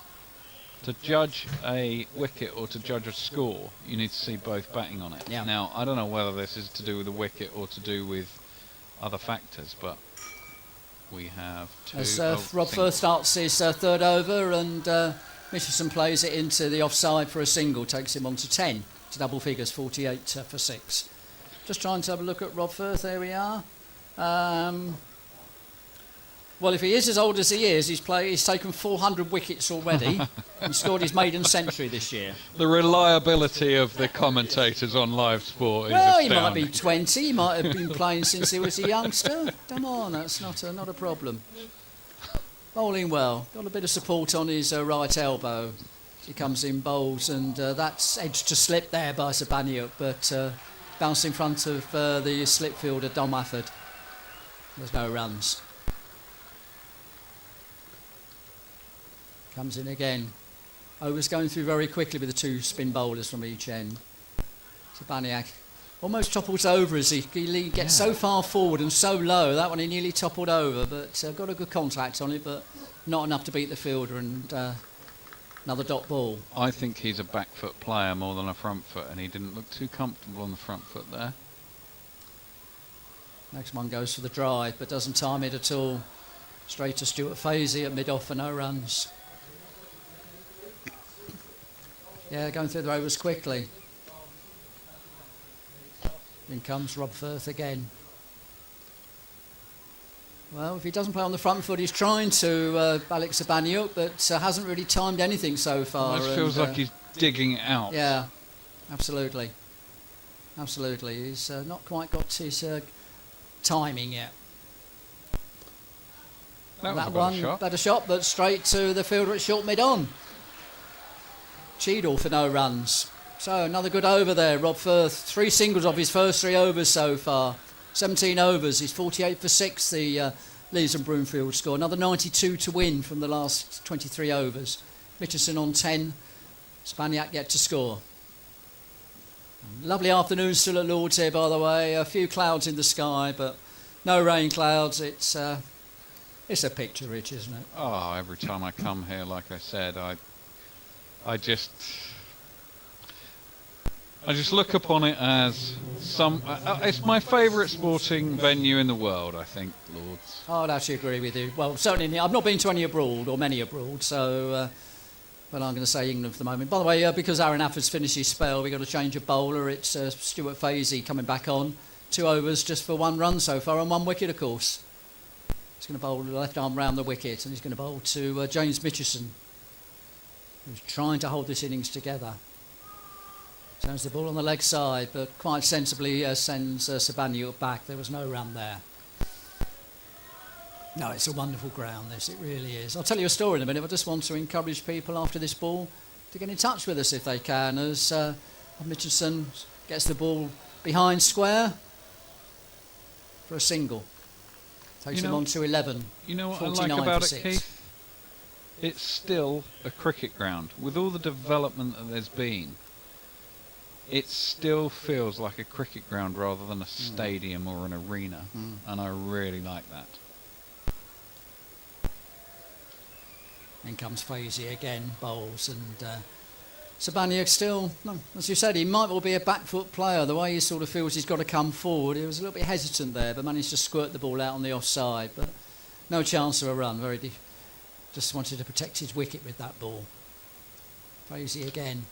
Slightly more expansive shot, and a good shot by Sabaniuk. That one's found the gap on the offside. Between mid-off and extra cover. Gone through for 4 runs, chased him off the mark with his 9th ball. And the 50 up for Leeds and Broomfield, 53 for 6. Now, he shifted his weight there far better than we've seen from him so far. That was a very encouraging sign. Maybe he's got his iron, maybe he's accustomed to the conditions a bit more. But that was a nice shot. Maybe the early nerves. Yeah, quite We possibly. spoke about quite a lot in the Milford Hall innings. You know, people can get very nervous playing here. I wouldn't know, of course, but I guess you can. So, boundary off Fazy. A little dent in his figures, but still very respectable as he comes in. Left arm round to bowl to the right-handed Zabaniuk, who cuts that away and beats the fielder at backward point, but can't beat the cover sweeper. Another single to him, so suddenly 8 balls, he hadn't got a run, he's now got 5 off 2 balls, on to 5, 54 for 6. And the required rate is still under 4. Yeah. There is no cause for alarm here. As Mitchison finds that gap we were talking about earlier, straight to Firth on the cover boundary, but easy single takes him on to 12, 55 for 6 at the end of the 18th over. And thanks very much. I think Richie's going to have a blow, and we'll let Rob come in. So just go through the scorecard for you for the Leeds and Broomfield innings. Monty McCaig was caught by Harry Flowers, bowled Aaron Afford for 1. Ed Scrivens was bowled by Christine for 6. Fred Roberts bowled by Aaron Afford for 9. George Davis was LBW to Aaron Afford for 10. Clary McCabe caught Dan Betty, bowled Stuart Fazy for 4. And Chris Davis caught Dan Betty, bowled Aaron Afford for 1. Extras so far, 7. Just the one wide so far. As Rob Firth comes in, bowls, driven by Mitchelson, who's picking the singles up quite nicely now. Straight to the fielder, Stenson on the cover boundary, takes a single, takes him on to 13, 56 for 6. And welcome Rob back into the punditry area, and didn't expect this hour and a half ago, No, Rob. no, absolutely not. Thank you, Keith. Yeah, I mean it's been a stellar start really for the Milford Hall guys. Really tight lines. Oh, There's a big shot there by Zabaniak. Where's that one gone? It's It's gone for 6. It's gone for 6. It's into the confectionery stall and out again. Well, Rishi Beno, thank you very much for that insight into that lovely shot there by Zabaniuk. That was he just suddenly opened his shoulders. It's funny, we were talking earlier on. That's right, Rob, you can have your own voice back on for this one. He really was looking very nervous, but that one, he really seems to have just found his feet a bit. And the first 6 of the innings takes him on to 11, 62 for 6. And as you said, he really connected well with that. Nobody was running for that. Even the fielder had sort of decided to run into the confectionery stall to get it. That was a super shot. But, You feel these guys need to take it up to at least sort of 90 or so. Yeah, Build a partnership to then. So you don't want the last sort of 2-3 wickets needing sort of 40 odd runs, 50 odd runs. There's a lesson for Leeds and Broomfield. I seem to remember the 1-6 to Harry Flowers got. He was out next ball. So oh dear, Keith, you haven't done it again, have you? So if you're Leeds and Broomfield, don't get carried away by that. Yeah, there's a very long way to go, and those 6 wickets in the bank already are gold. 78 to win. The pass score is 93, I think, still. It's in a different coloured green. Yep, and 93, yeah. I think it's a 9 and not an 8. Must go to Specsavers sometime. Other opticians, by the way, are available. Bit of a change of field here after that 6. Yeah, someone pushing back to deep long on. Yeah, we got sort of cow corner, deep square leg, and deep long on, as you said. And Sabaniak obviously listening to us because he plays that one gently into the offside for no runs. Yeah, it absolutely doesn't need to go every ball here. There's acres of time. Yeah. It's the wickets column that's the challenge. So. Yeah, the required run rate and the actual run rate itself very similar. As he gets an edge on the next one, but because it's behind square, it's going to race away. Will it race away to the boundary? I think it will be pulled up short, but they should get 3 for that, and they will. A genuine edge, but there's no slip, and quite a fast outfield, and it raced away, but pulled up short on the boundary by Christine. Yeah, so 3 runs to Zabaniak. He's overtaken Mitchelson now. He's on to 14, 65 for 6. Yeah, that was a decent delivery. I mean, I do think they probably should keep a slip in. I think they're bringing one in now after that. You know, it makes sense to have on there still to keep these wickets. It's out. not the catches, is it? It's you know, the fact that that would have kept the runs down, because edges like that, I mean, certainly my experience of club cricket, a lot of my runs came in that area.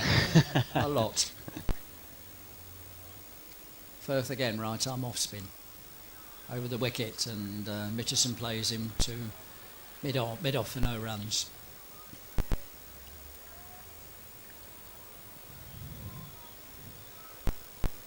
Good contest at the moment as Firth comes in bowls, and Mitchison digging in, plays it just very quietly back down the pitch for no runs. So, end of the 19th over and a productive one for Leeds and Broomfield. Gone on to 65 for 6, and Firth, having started off very well, conceded 10 in that 10, over. yeah. That's right, yeah. Firth had only conceded 3 singles in his first 3 overs, but 10 off that over. Figures now 4 overs, none for 13. Mitchelson on 13, Sabaniak on 14. You wonder whether it's worth a change at this stage, just to shake things up a little bit, if that's going to be the way Sabaniak is going to play. Just be a couple more overs from me, and then Luke Edwards will come back in to do another commentary stint. I think he's got over his commentary with Lydia Greenway. Yeah, he's quite excited about that one. Do you think his head will get through the door if we ask him? You're not listening to us. Anyway, Stuart Fazy, left arm round, comes in, bowls, and Dan Betty appeals. I was trying to work out who the lookalike was for Luke, and I think it's Kirk from Coronation Street, if you ever remember that. Never watched it. No. Never, I've only honestly, I've caught a never bit watched at the time, it. but I'm sure he must have had that LBW, before. by the way, there that Dan Betty liked, but then he likes anything that hits the pads, and umpire turned it down. As next ball by Fazy is played on the offside for no runs. Yeah, sorry, one of these sort of, I've never watched Star Wars thing. I've never watched Coronation Street, so I can't tell you who's on there as Sabaniak plays defensively to the next ball from Fazy for no runs. I daren't ask who I look like. I daren't. My mind is going through lots of nasty. There was actually one I had once, because my hair can be quite sort of curly and sticking out. I was mistaken for Bob Willis once. Yeah. Now, Bob Willis is about a foot taller than me. I kind of see that. Of I'm course, just jealous of sadly, your... departed Bob Willis, no longer with us. But somebody stopped me in the street and said, you play for England, don't you? And I said, maybe. As the next ball is played defensively by Sabaniak for no runs. I'm just jealous of your head of hair, Keith. I suppose he comes in to complete the over, and I think it's a maiden over if he doesn't get a run, which I don't think he does. So over. Good over by Stuart Fazy. Figures now 4 overs, 2 maidens, 1 for 8. I think that's 65 drinks. for 6, and this is the drinks break. So chance for us just to run through the scorecard. So the Leeds and Broomfield, remember they're chasing 140 to win, 65 for 6. Monty McCaig was caught by Harry Flowers, bowled Aaron Afford for 1. Ed Scrivens, the captain, actually was the first to go, LBW to Christine for 6. Fred Roberts was bowled by Aaron Afford for 9. Jules Davis was LBW to Aaron Afford for 10. Clary McCaig caught Daniel Betty, bowled Stuart Fazy for 4. And the last wicket was Chris Davis, caught Dan Betty, bowled Aaron Afford for 1. Sabaniak on 14, Mitchelson on 13.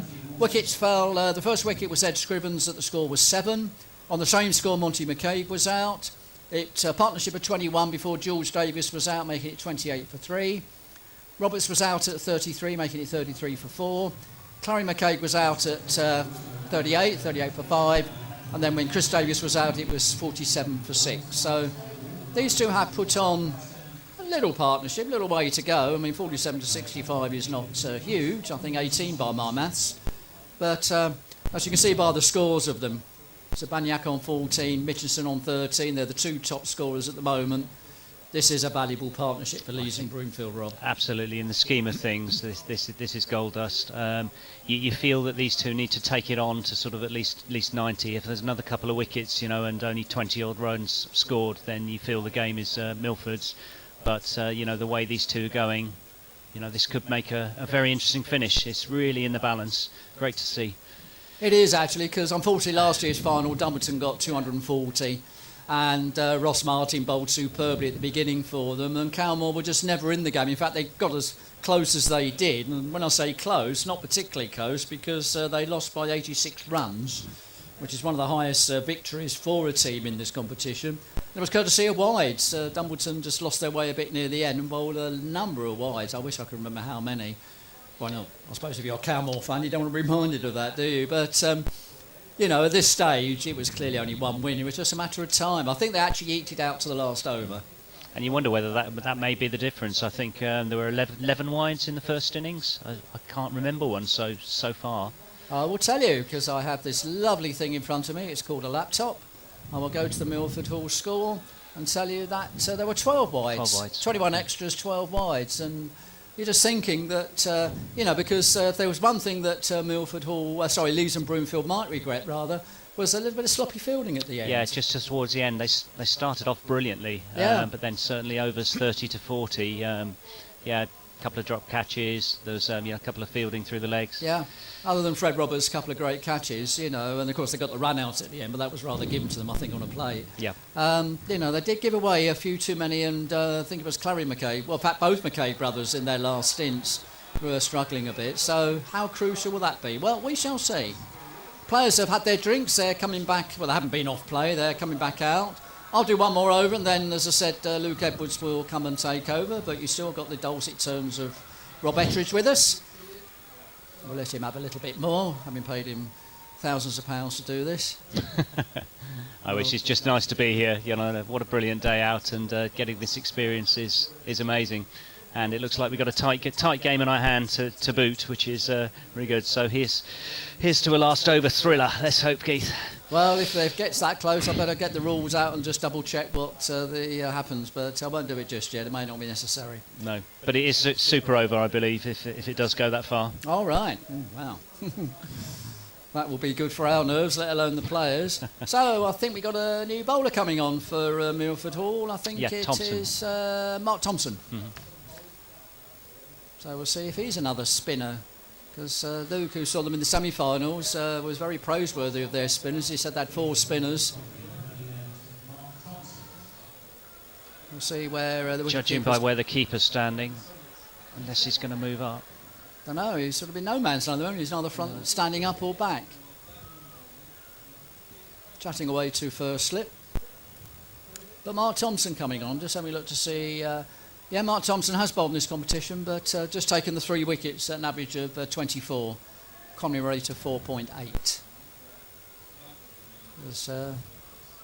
Dan Betty hasn't actually... He's obviously gone to have a chat with Mark Thompson, walking back, directing his troops. So, 75 for win for Leeds and Broomfield. Milford Hall need 4 wickets to win.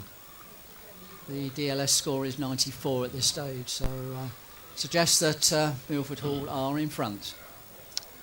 Yeah, it's always a good indicator, even at club cricket level. You always take a glance at the DLS score, pass score, and it gives a pretty good indication. So, wicketkeeper standing up, so suggests that Thompson is, even if his bowling spin is not particularly fast, as Mitchison plays the ball gently. Is that a no ball? Was there an umpire signal? Oh, no. Flash of wide. It was a single anyway, as Mitchison played it to the cover boundary. The sweeper picked it up for a single. So both batsmen now on 14, 66 for 6. I always say a drinks break is a dangerous time for the batting team. Let's see how Zabanyuk faces up to Mark Thompson. Key partnership this for Leeds and Broomfield. Turned off his legs. And a bit of hesitation there, but there's quite a gap. Well, the Zabanyuk thought that the square leg umpire was a fielder, but Mitchison read that much better and called him through for a single, and quite a safe single. So takes him on to both them backed on for 14, 67 for 6. Just a nice shape here from the bowler. Not express pace, but medium pace, but just moving the ball nicely in the air. So it's Mitchison on straight, facing up to James Thompson. Thompson played pretty key innings for Milford Hall. Mitchison plays him back, straight back to him for no runs. But there's absolutely no pressure in terms of time for the Leeds and Broomfield guys. No, absolutely. So the run rate is still 3.7, less than 4 and over. But it's that 6 wickets that they've lost already. But again, good play by Mitchinson, just taking his time, playing it out into the cover boundary. Another single. Leading the race with Zabanyuk at the moment. He's on to 15, 68 for 6. It's nice. What I think we will call sensible cricket, Rob. Yeah. This is certainly not Bazball at the moment, but that's not what's required. I think Bazball is sort of for the top people, I think, to be honest with you. Or, occasionally if it's a bit one-sided as the next ball is bowled and Nice play there, Bursabaniak. Yeah. Nice firm. That was nice. It was sensible cricket. It is, because they've pushed the long fielder on his right back. back to Exactly. long on, based on the 6 that Yeah. he hit earlier in the innings. Yeah. And now he's just farming the singles. Perfect. Absolutely perfect. Another single. Both batsmen on 15. 69 for 6. Last ball of Thompson's first over. Comes in past the umpire. Bowling from the pavilion end. Nicely cut away by Mitchelson, straight to the fielder on the cover boundary, but nice over. They got 5 off it. 5 singles, that's all they need. Absolutely, without any drama at all. So 21 overs gone, 70 for 6 is the Leeds and Broomfield score. I think somebody's got a bit of cramp out there. I'll let Rob talk about that as Luke Edwards will come over and take over the commentary. Yeah, I think is it the young lad? Seem to be just having a bit of a stretch there. But the game is absolutely in the balance here, and it could make for a really good finish. 70 needed. We're sort of halfway there here, but they've lost the 6 wickets already. But these two going along very nicely, and that last over, I think that's all they really need to do. Just lots of singles, so 4 or 5 and over. Yeah, as Bon Jovi's song, halfway they're living on a prayer and they're living on the nerves, aren't they, out there in the crowd? They really are. There's a lot of tension. There's a big lull in the crowd right now. They've clawed it back a little bit as Mitchinson is forward to that next delivery and there's no run. They've batted sensibly, haven't they, these two? Which is what we were saying in the first innings, that once you're in, you can play your shots, can't you? He's getting in. Has been the issue. That's right. It's hard to start, particularly against this spin attack. These left-arm spinners have done really well. Mitchison in his red helmet, facing the spinner. Digs out that one as a good delivery, but he manages to get it away for a single.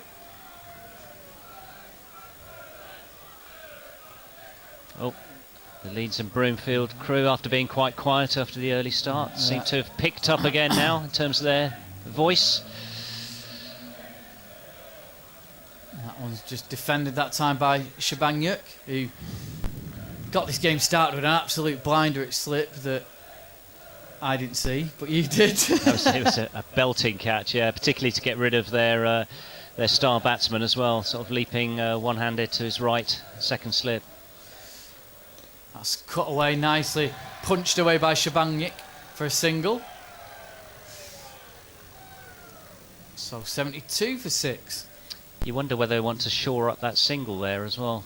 Just seems to be giving one away each time there.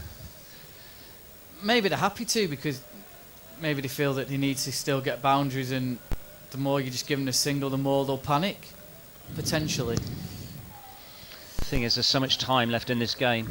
There's no pressure in terms of the run. That was a dot ball to end the over. So 72 for 6. It's a cracking day here at Lords. Not a breath of wind. The flags are just very limp. Every so often there's a little breath, but it's more than you can ask for. Normally we kind of do have a nice sunny day, but every have a little bit of cloud every now and again on the odd shower, but picture perfect. You'd think someone would bring an ice cold beer to the Live Sports FM box here, wouldn't he, to keep us lubricated? There's fridges of beer and it's teasing us because they're locked, so we can just look through the glass at the beer but can't open them. Yeah. Maybe that shout out will help someone. There'll be a knock at the door with somebody keys, with well, there's the pub in the ground which we went to last year, and I think Keith kindly bought the drinks there last year. He'll have remembered that from last year, so he'll know it's your round. Yeah, it's Richard's round. Richard's a member here. See if he can get us a discount. The first delivery was just nurdled down towards short third man, and there was no run. It's Thompson from the pavilion end into Shabanyuk. Shabanyuk with a big hit, and he's got that away first, sprinting down to the boundary in front of us. He's not going to get there. That's 4. He definitely wasn't playing it over there though, but he carried through. He was trying to hit this more over mid-wicket, I think. But I think he did him a disservice there. He was aiming for that side towards square leg. Yeah, whether it's quite as backward, I don't know. But what he did do well, he just went through with a shot. So. Interestingly, he's as the delivery's bowl, he's got all three stumps showing as well. So he stood leg side. Look at him there, Rob. He's just all three, and then he just manoeuvres himself across. Yeah, very much a leg side player.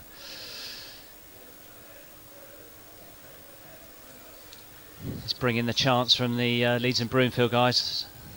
He's not had much batting in this competition. He's made 3, 0, 8 and 4 so far. So he's had a total of 15 runs.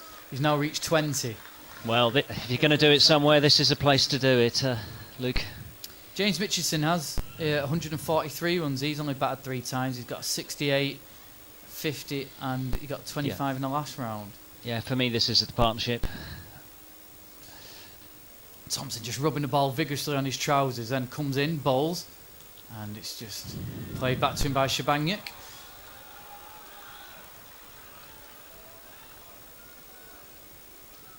Yeah, then we're into the bowlers if Shabanyuk goes.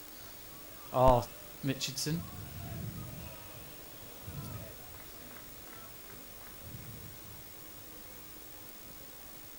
Seesawed this game, certainly in his second innings, as Thompson bowls and Shabanyuk is forward again, and he's going to get a single. 3 mid-wicket. Yeah, I mean, absolutely. As a neutral watcher, you know, I think that was just the start we wanted in the second innings, just to make a game of it, and now it's finally poised. Yeah, they're slightly down on the run rate. The run rates requires 3.6 and a 3.3, so they're not far off. Like you said, the DLS is a good indicator, really, isn't it, of how far behind a team can be. Yeah, and the challenge will be 95, so it's interesting.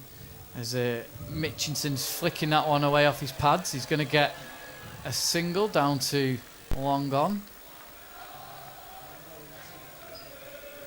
Deep fine leg it was coming in doing the fielding there, and yeah, it's so maybe you just feel Milford Hall are still ahead in terms of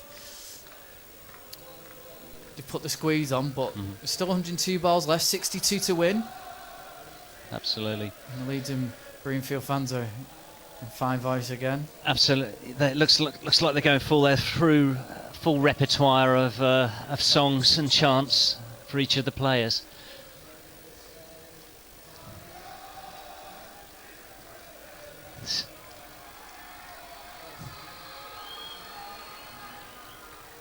Country roads take me home to the Leeds and Broomfield chant. Very imaginative. Will they be taking home the trophy? Well, that's a nice segue. So Rob Firth's coming back on, but he's swapped ends. He's coming on for the nursery end.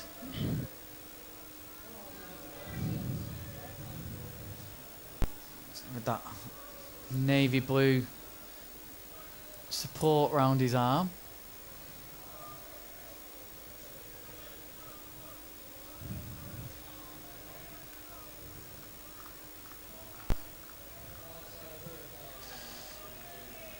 First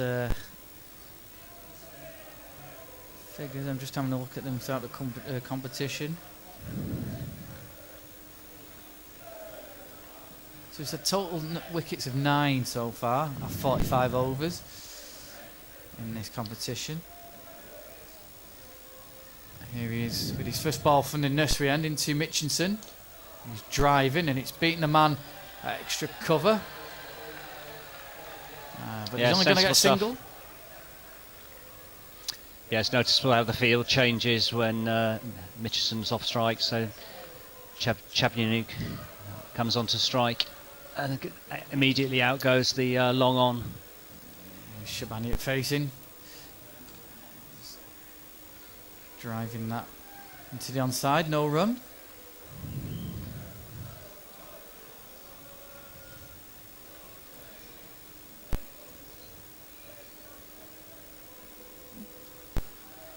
Here's Firth again, a little skip as he comes in and bowls, and played back to him by Mitchelson.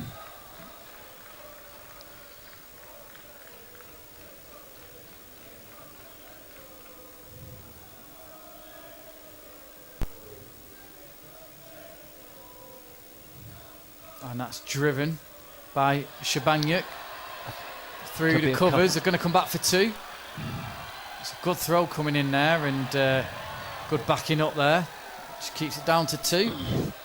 81 for 6. Shabanyuk moves on to 23 off 31. Looks like Shabanyuk's the one who's going to be banging the runs, and Mitchinson's just the one sealing up one end. There's Firth into Shabanyuk. Full of delivery, puff of dust as he digs that one out. Yeah, these two have done really, really well in just building that total. You know, I don't know what the partnership is now. It must be about 30, 35, 40, is it? Somewhere around there. Yeah. But you know immediately that one Shabanyuk wicket stumped, goes. is he? Oh no! You're caught behind. No, he had his foot behind the line, and it's not caught behind either. And yeah, they were. Didn't look out. We're a side on view to that at the moment. Yeah. So the only thing it could have been was an edge, and it wasn't. Yeah, I don't think they were appealing for that. It was the wicketkeeper certainly very interested for the stumping, but couldn't see if he raised his foot. But he was certainly behind the line. Current partnership's 34 or 46. At this stage, Milford Hall was 75 for 6. So yeah. 5 runs in it. I see you feel the nerves as they're edging towards it. Yeah, the wickets fall so far. Monty McKay caught by Harry Flowers off the bowling of Aaron Afford for 1. Ed Scrivens, the captain, LBW to Chris Dean for 6. Fred Roberts bowled by Aaron Afford for 9. George Davis, LBW to Aaron Afford for 10. Clary McKay caught by Daniel Betty off the bowling of Stu Fazy for 4. And Chris Davis caught by Daniel Betty off the bowling of Aaron Afford for 1. Alex Shabanyuk's 23 not out off 32. And James Mitchinson is 19 not out off 45. I think we've got a change. I think we've got Dean coming back on to bowl. I think he bowled 4 overs up front. Yeah. For 19 with the wicket. I think that's the right decision. Yeah, they need to break this partnership, don't they? So I think this is a crucial one. But equally, you wonder if did they feel they could go after the fast bowler maybe? Possibly. Going to bring Rich in now. Yeah. Okay. Yeah. Just before they start this over, Rob's stepping outside. He's going to enjoy the sun. Why not? No. Luke. It's 2 Deans. Got a Dean about to bowl and a Dean sat down next to me. The better one's right here. Here is Chris Dean then into Mitchinson. Driven. This key part of the game now because they'll feel they'll maybe have to go after the fast bowler.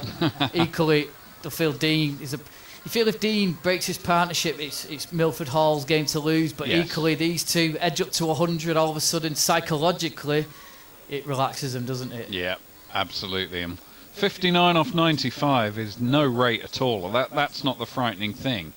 As long as they stay together and put a bad ball away every so often, which will come, and there will be some extras, pick up ones, just play serenely. Mitchinson on strike, and there's an appeal for caught behind.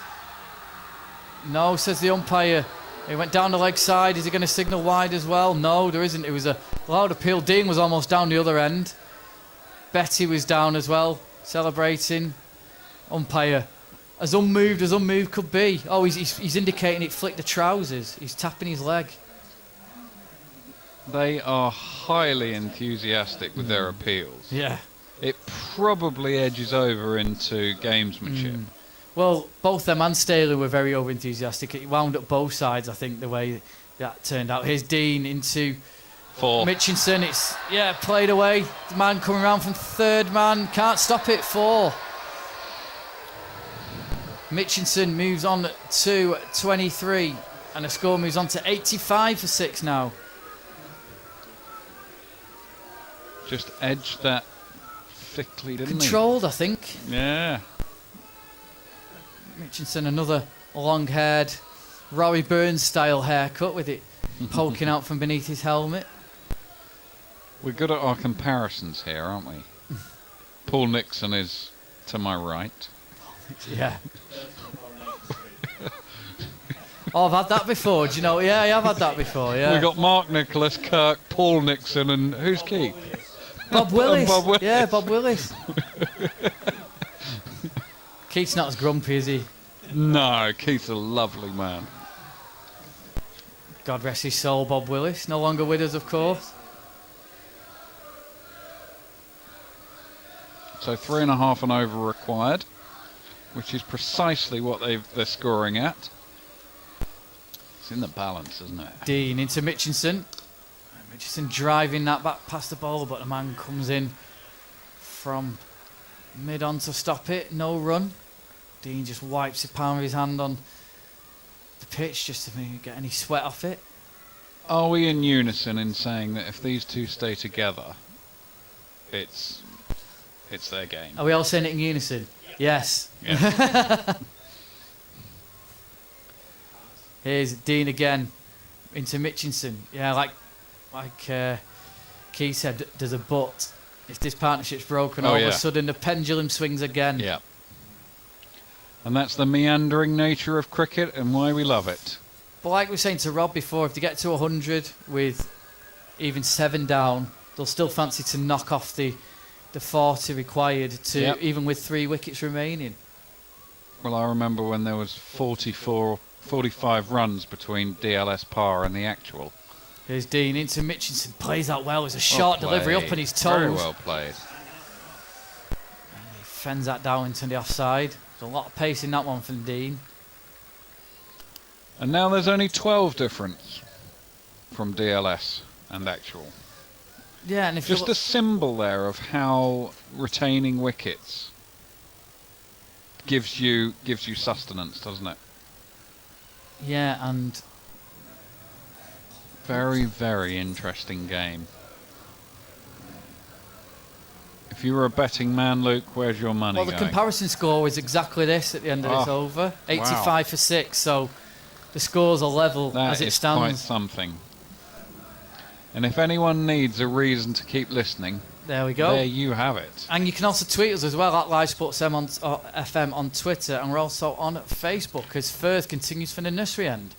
It's a full toss driven back past him. Firth got a good hand on that, actually taking the sting off it. And the fielder comes in and prevents a single. So 90 remaining, 90 balls remaining, 55 to win, 4 wickets remain. Here's Firth again, bowls. And Shabangit drives that down to the man long gone, and there is 1 run. I think these two already deserve high praise for how they've played. If they can then just edge that out a bit further, they will put their team in the ascendancy firmly. Here's Firth again in, and it's just played back to him by James Mitchinson. You feel one big lusty blow would really sort of push them up towards that. Well, it will push them up towards that 100 mark, but again, just. But you have risk involved. Yeah. And they don't really need to take risks. Mitchinson just punching that off the back foot. In comes a man from deep backward point to field. And there's 1 run. We saw 1 lusty blow from Shabangik early on. Yeah, it was that 6, wasn't it? Yeah. Only 2 sixes in this game so far, 1 per innings. Drives that one back to Firth. Another crowd catch. It's a 10 pints down catch. They won't get the sun in the Warner stand now. They might be quite glad of it though if it's hot. Yeah, quite possibly. Shabangit just forward defending that one. Decent over by Firth.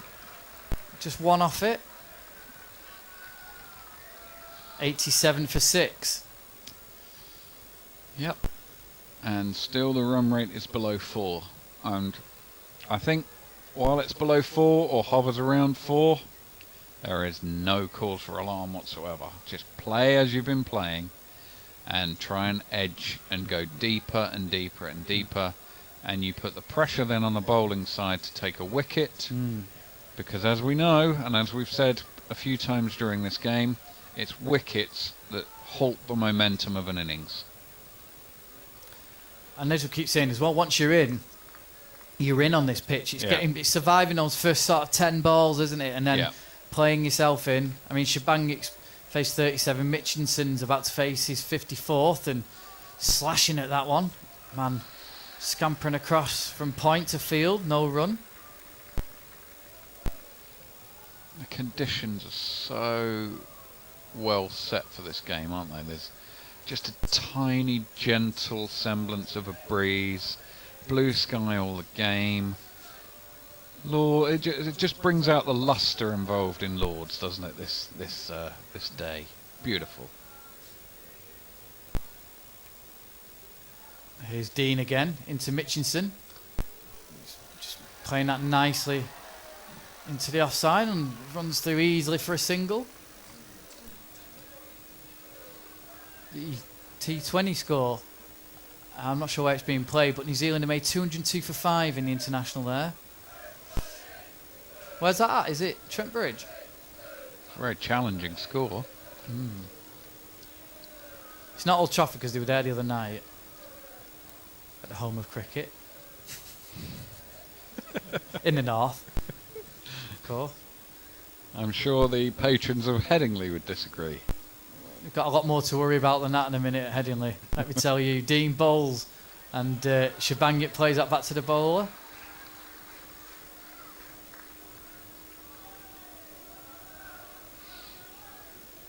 Bringing Keith in a couple of overs' time. 3, okay, that's fine. Is Keith happy with that? Keith's I happy think with he that? probably is. There we go. Keith's a happy man. Dean into Shabangic off the pad, I think. 2. Are they going to go for 2? Yeah. No, Shabangic says no. And it is a leg by, yeah. And that's the 50 partnership as well, which hasn't come up on the screen yet. Which should also be noted on the Lord's scoreboard. That isn't, yeah.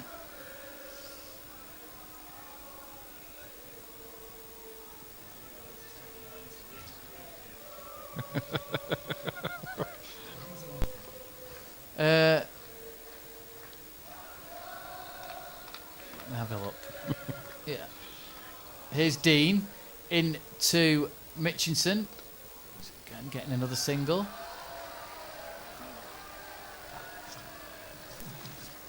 Keith Mass has deserted him. He's written down 50 partnership. He's gone early with it. That's surely a fine, isn't it? 7 more needed for the 50 partnership. Yeah. It's okay. It's been a long day, Keith. I'll let you off. A good day, though, right? He's no Andy Zaltzman, is he? Dean into Shabangic. Playing that down in front of him. Down to third man. Another single. And they move on their merry way without losing a wicket. Less than 50 required now as well. Yep, it is. DLS par. There's 10 in that particular equation difference.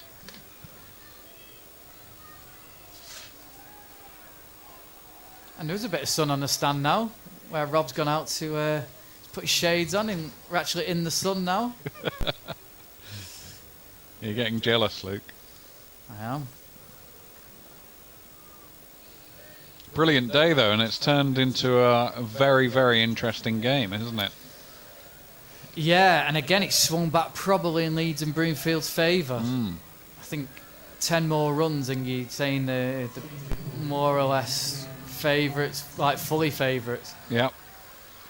Change of bowling. And why is that? Because they haven't Partnership, lost a wicket yeah. for a while.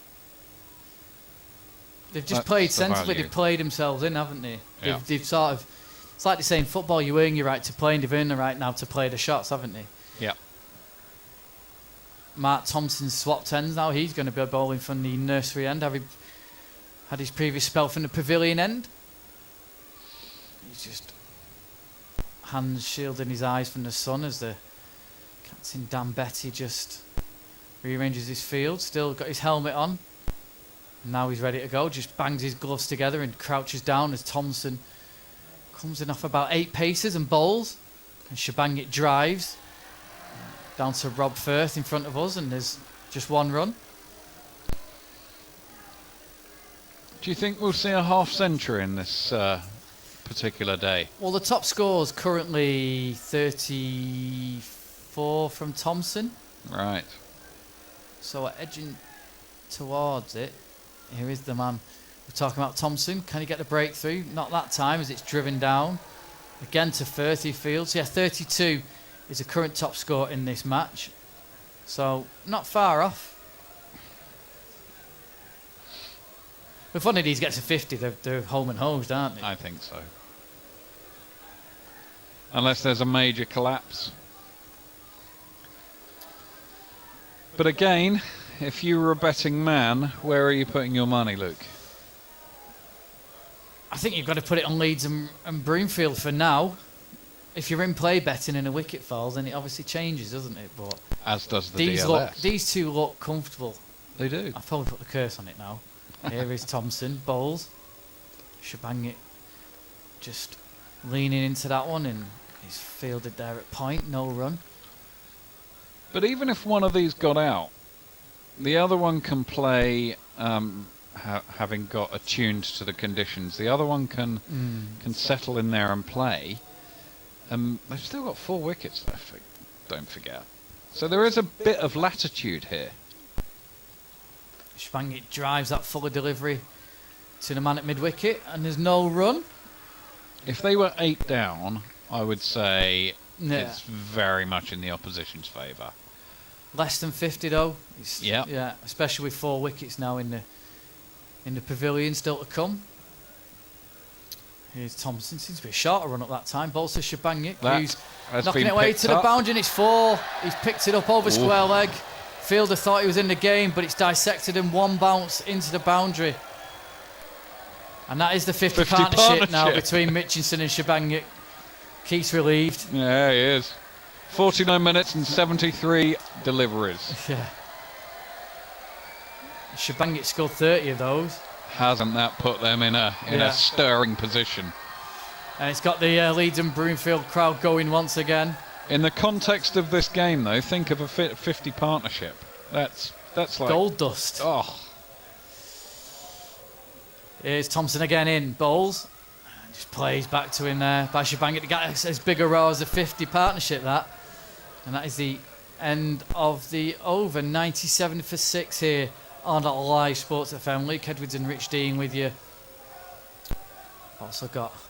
I feel that 4 is almost a demarcation point.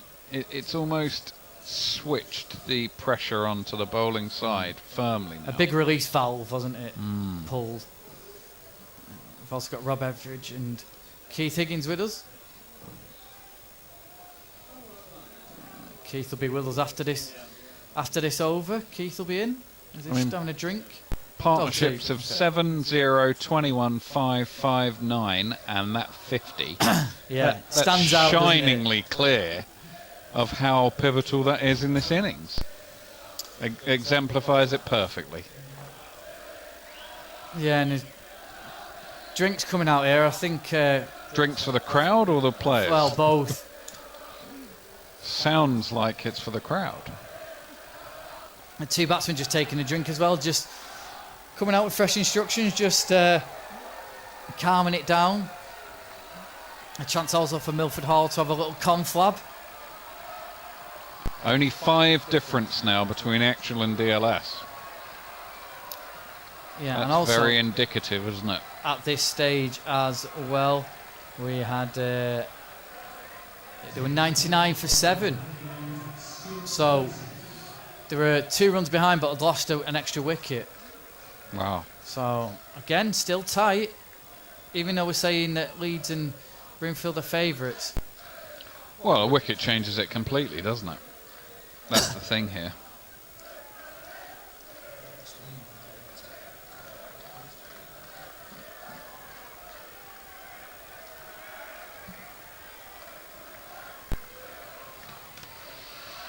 Yeah, we've got a very interesting denouement.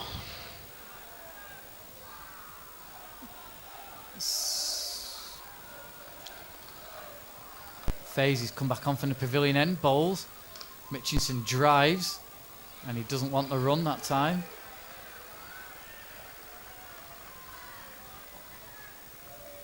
Keith asked me a question, what's the comparison after 20 overs? I'm just trying to have a look.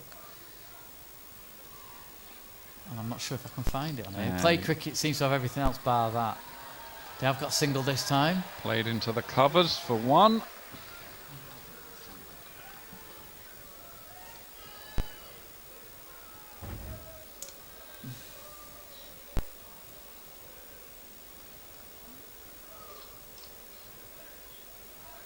Well, this is fun, isn't it? Very exciting game.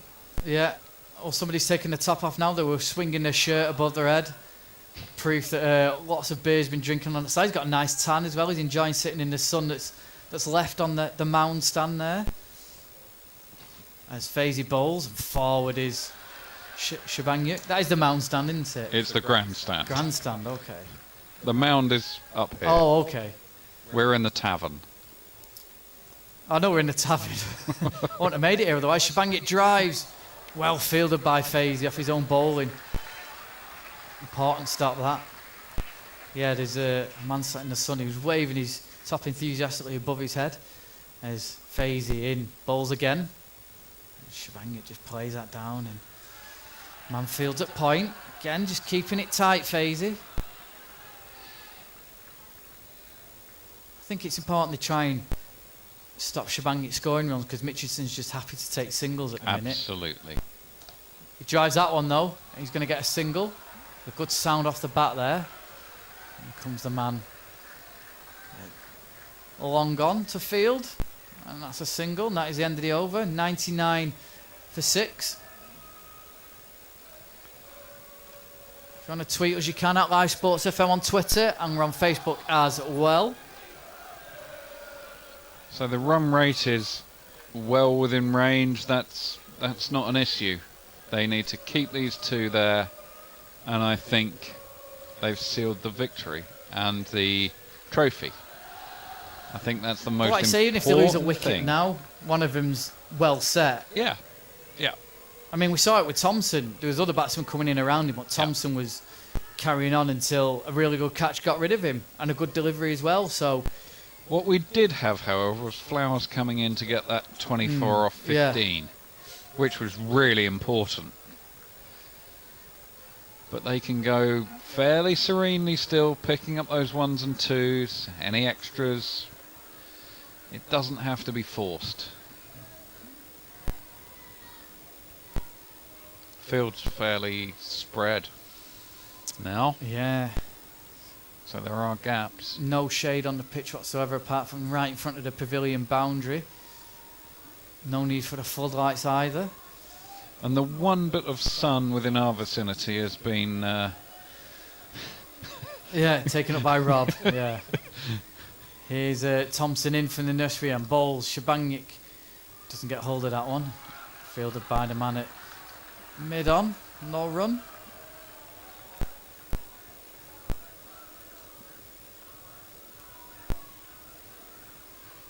Yeah, I've been impressed with this innings from Shabanyuk.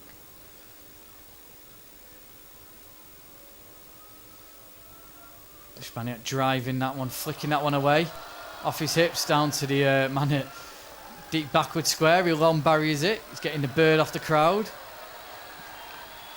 And the 100 is up. Off 176 balls. So 100 for 6. 40 required to win.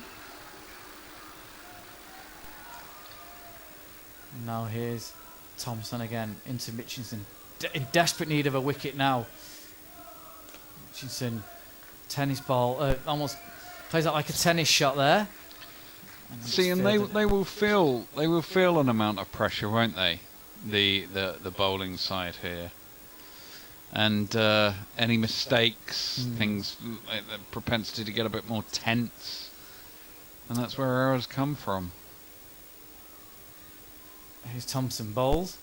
Mitchinson slashes at that one. It drops down in front of him. I think there's a couple of words there from Thompson as well towards him.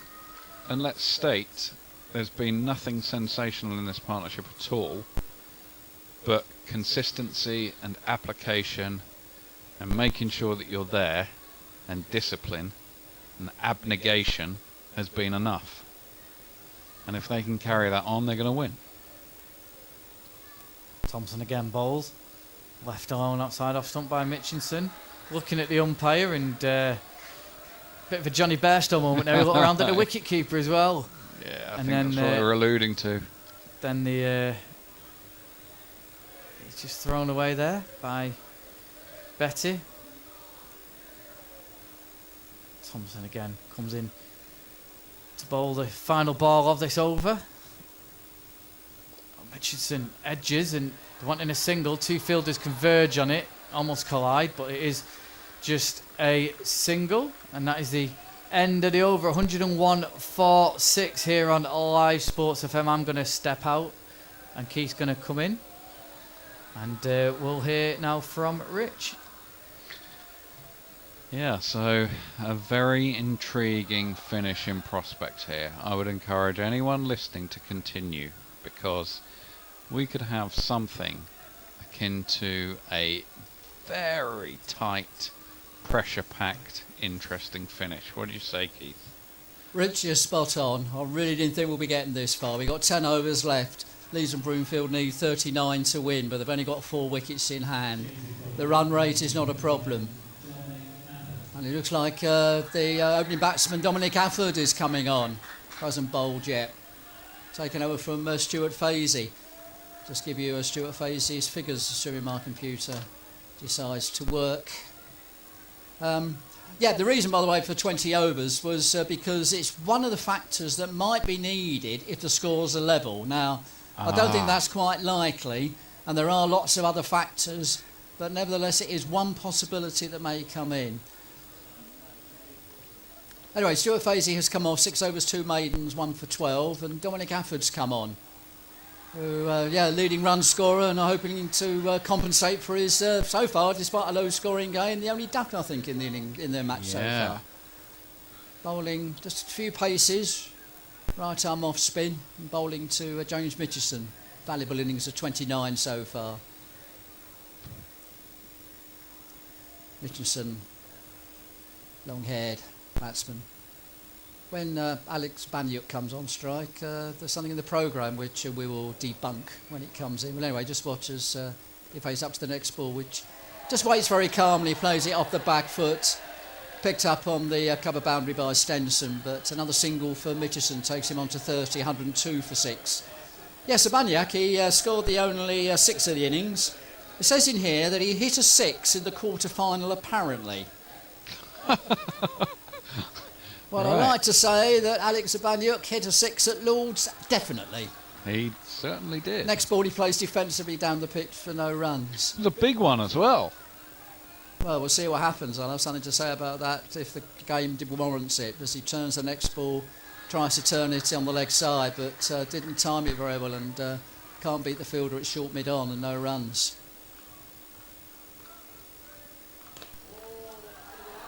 Is it gone? Is there a catch? Who's going to be? It just bounces inside, and it's 4 runs. Just lost it for a minute there. There were 2 fielders converging on it. We wondered if there was going to be a catch, but he actually bisected them beautifully. And it was the right decision. We could see the ball bouncing just inside the ropes. But it's a 4 for Sabaniak, takes him on 36, 106 for 6. That could be still a little way to go. 34 runs to win. Still 9 overs left. Well, 1 ball, but just little shots like that just take a little bit of the pressure off you.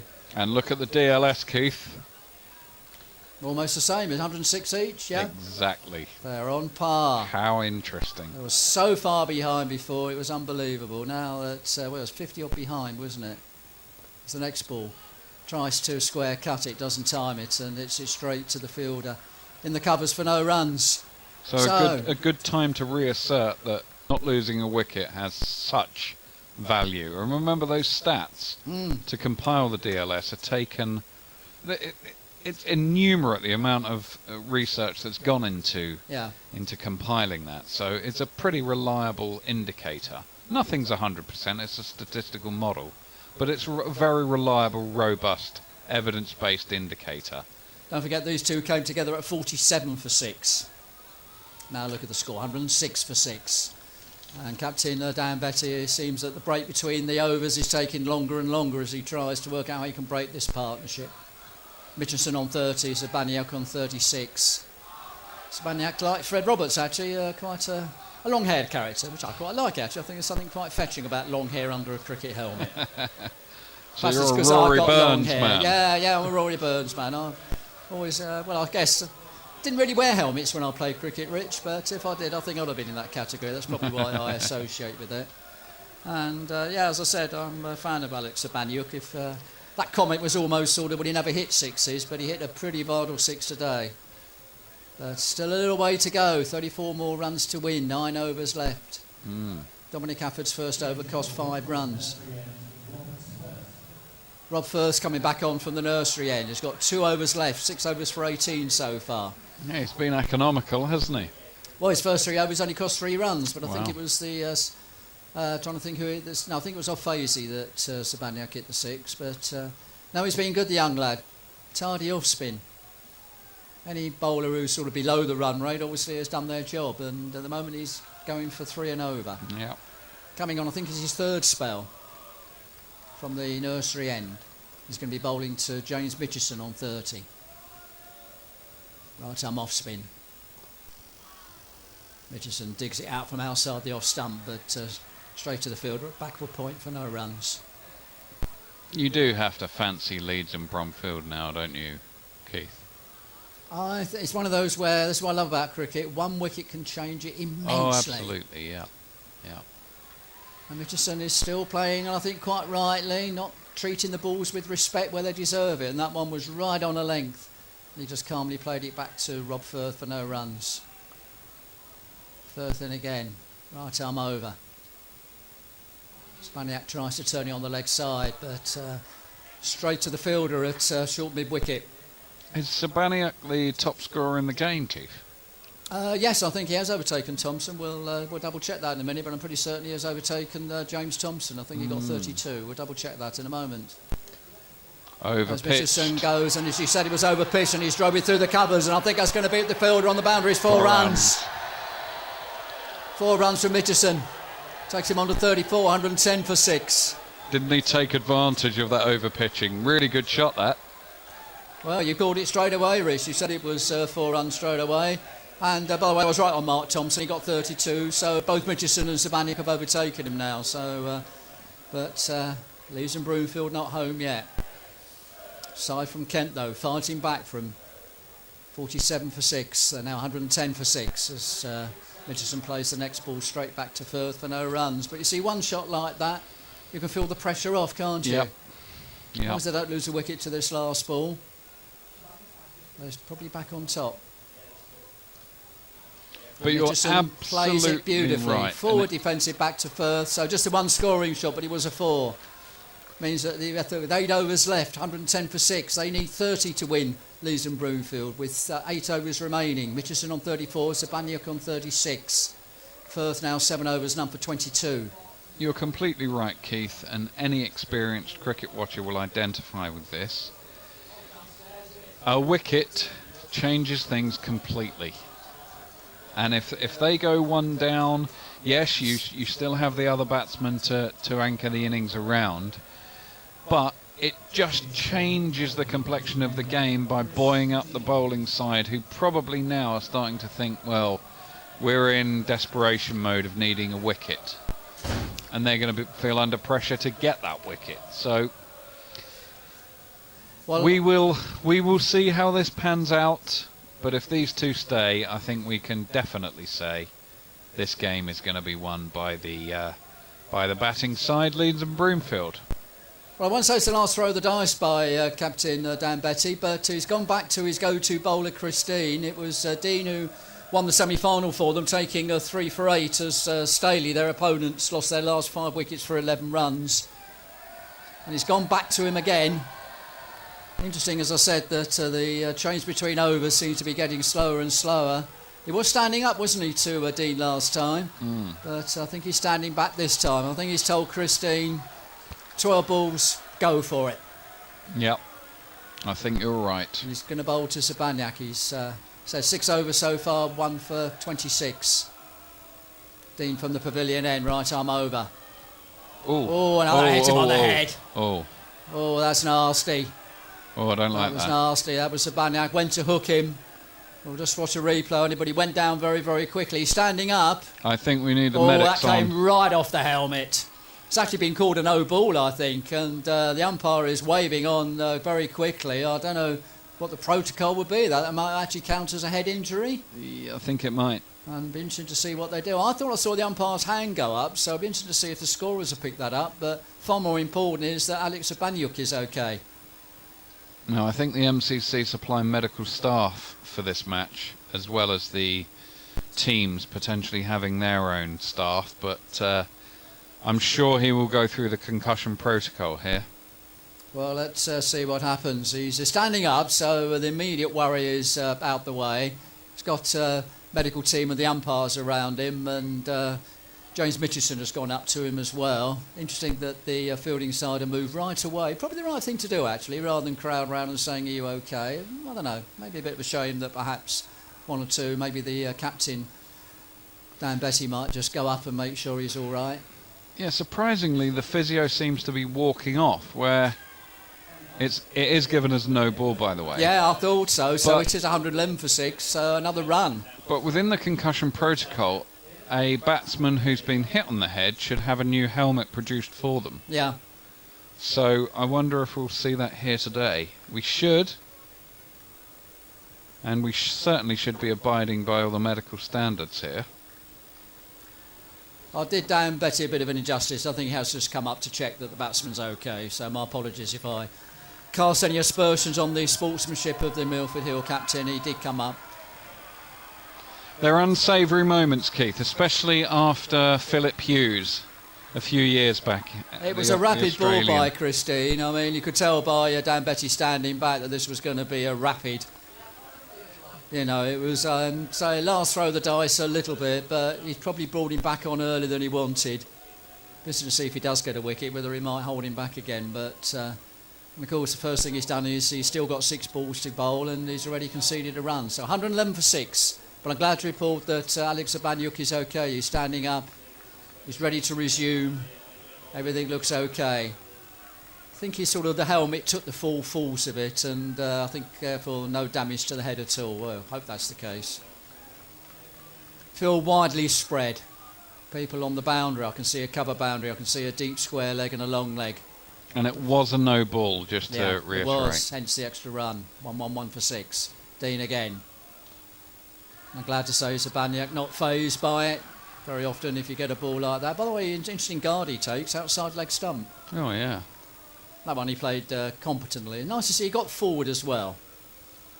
Played the ball from under his helmet, which got up as much, but played that well. If he's facing any sort of pace, that's a very dangerous guard to take. Because that would be an immediate candidate for LBW, Yeah, if not stumped. if he comes across. But anyway, next ball. Good shot. Goes for the shot and pulls it to the leg side. Doesn't quite time it. He'll only get the singles. He's fielded by Rob Firth on the deep mid-wicket boundary. But another run off the bat. Spaniak goes on to 37, 112 for 6. 28 to win. 46 balls left. And the DLS pass score is 110. They're actually in front of it for probably the first time, Rich, since the innings started. Yeah. Wow. The value of keeping your wickets. James Mitchison on strike. Christine coming in from the pavilion end. Notice that the wicketkeeper standing Two up there at again, least. but good shot there. They're coming back for the second.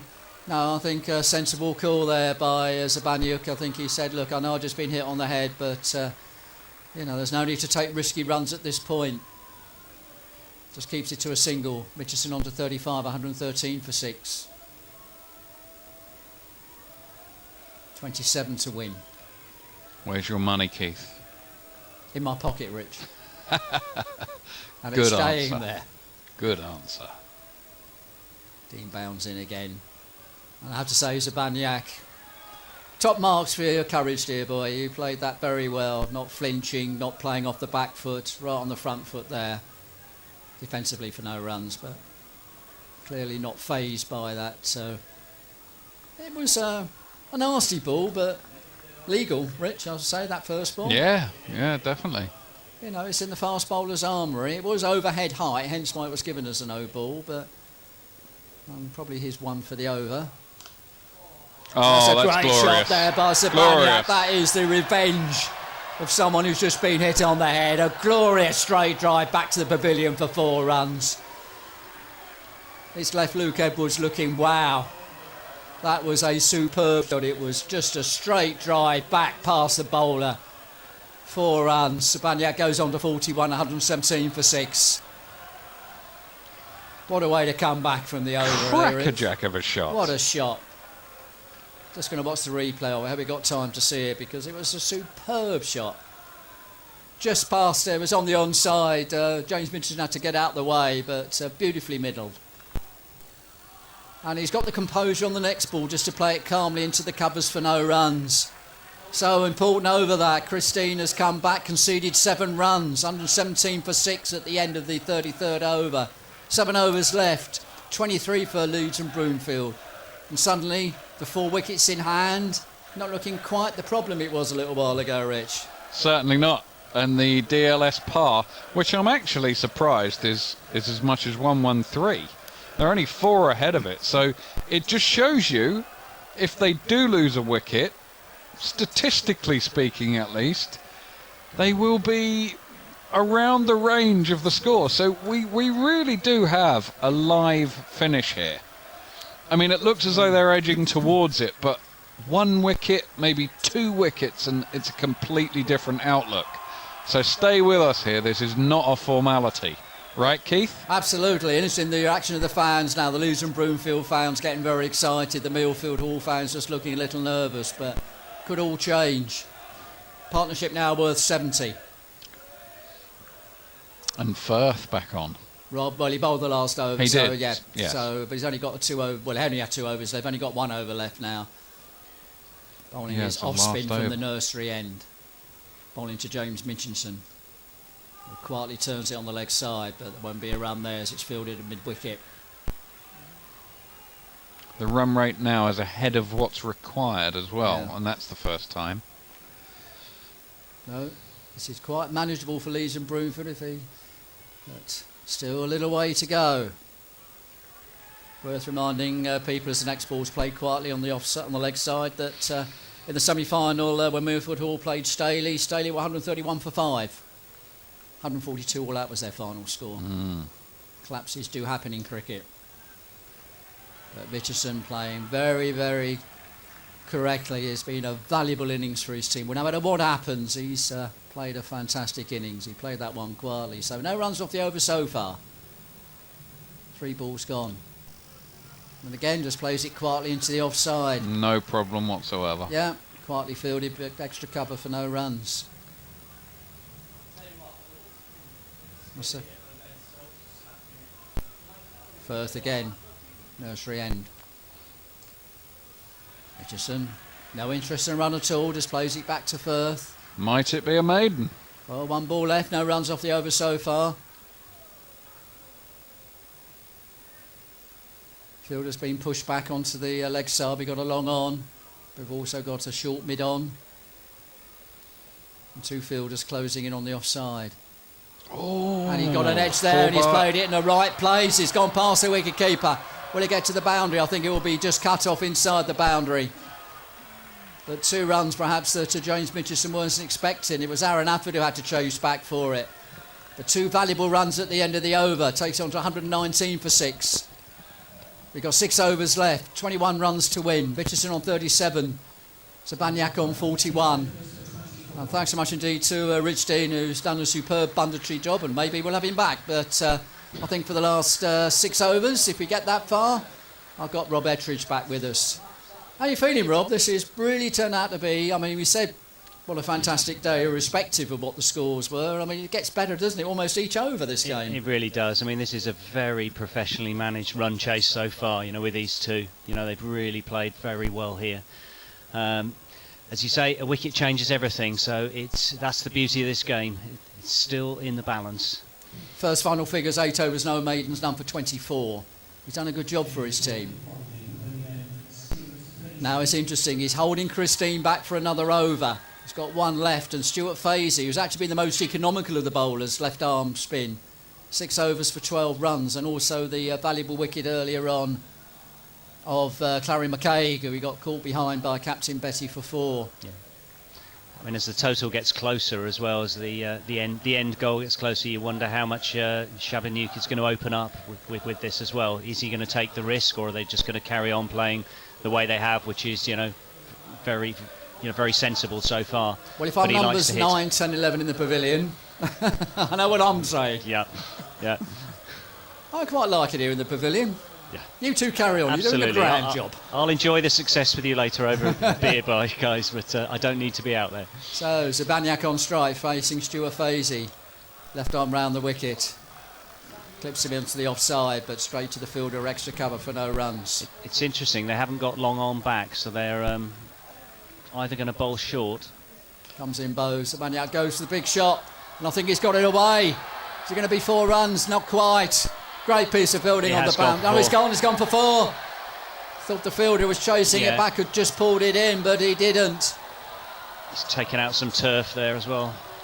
Harry Flowers, who was running back and showing light of the injury he suffered yesterday playing football, but couldn't quite pull it back. 4 runs to Zibanejad, takes him on to 45.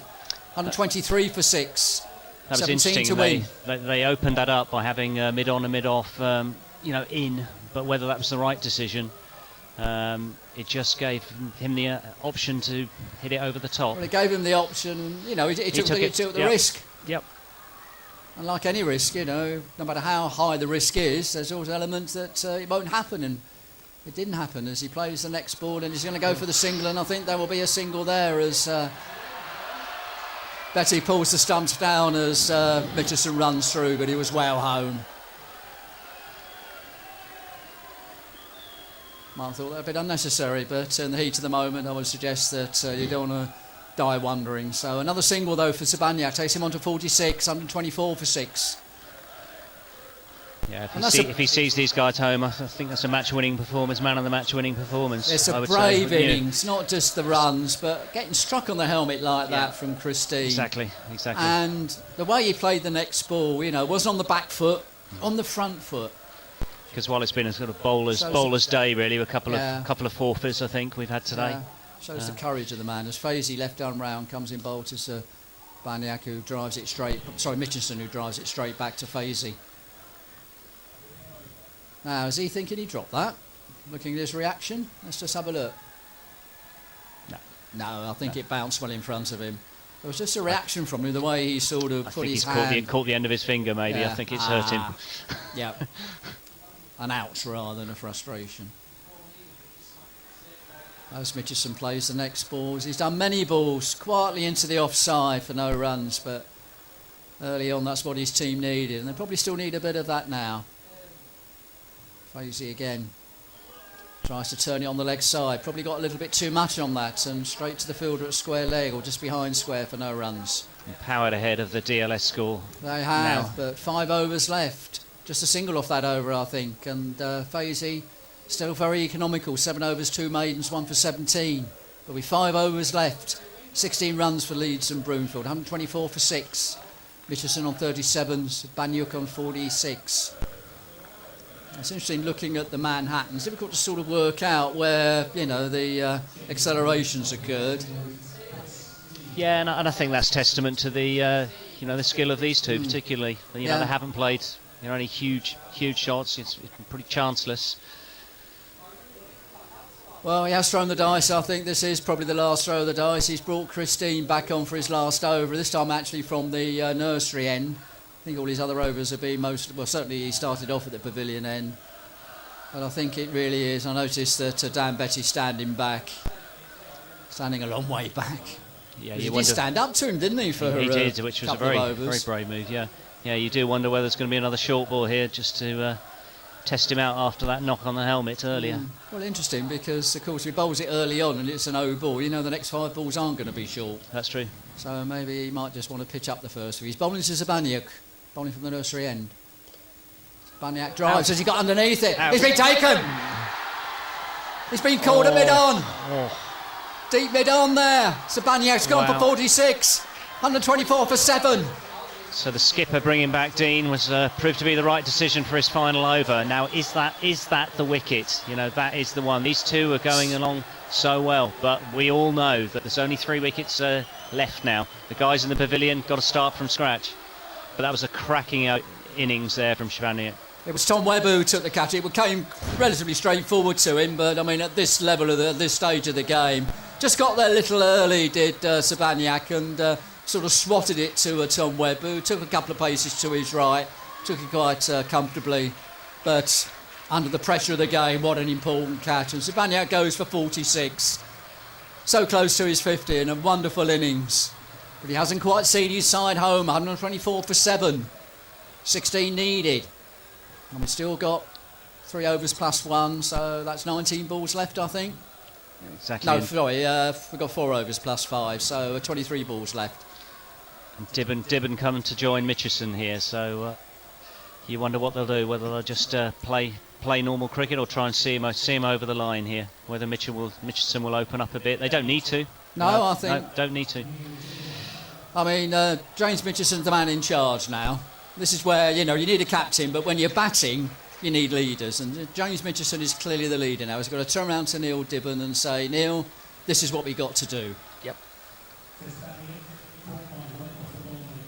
But a great innings by Alex Sabaniak. We'll just give you his figures in just a moment. 6 fours and 1 6 in his 46. But finally out, so 64 balls, by the way. But finally out, caught Tom Webb, bowled Christine. Christine's second wicket. Christine making, as I said, a late bid to be one of the top wicket takers. And I think he is the second top wicket taker in the competition, gone up to 13. Is it 15 the top, is it? 15 the top. Okay, so you never know. In theory, he could do it if he gets 3 wickets in the last 5 balls. That would be some collapse, wouldn't it? That would be some way to be the top wicket taker. But we've had a great final here today at Lords, and if you've been listening to us on Live Sport FM or following us on the NV Play video stream, I hope you've enjoyed it, and I hope we conveyed the excitement of this day. And the batsman, well, they didn't cross anyway, but it doesn't matter. It's Neil Dibben on strike, facing up to Christine, trying to weave that magic that he brought in the semi-final against Staley from the nursery end. And a nice turn off his leg by Dibben. I think they'll just take the single. No, I think that's very wise. James Mitchison saying, you've done your job, you got the single. I've now got four balls to face. Let me do it. 125 for 7. Very confidently off strike there. Oh, nice shot, nice turn off his clip. legs. Brings, as I said, Mitchison on strike. Keeper coming up to the stumps again. That's interesting. So he comes up to the stumps for the more established batsman, and for the one who's just come in, he stands back. Yeah, I can sort of see the logic to it, I think. Basically, just let it rip Chris for the new batsman. A bit more thoughtful for the established batsman. Mitchison on strike. Deed in from the nursery end.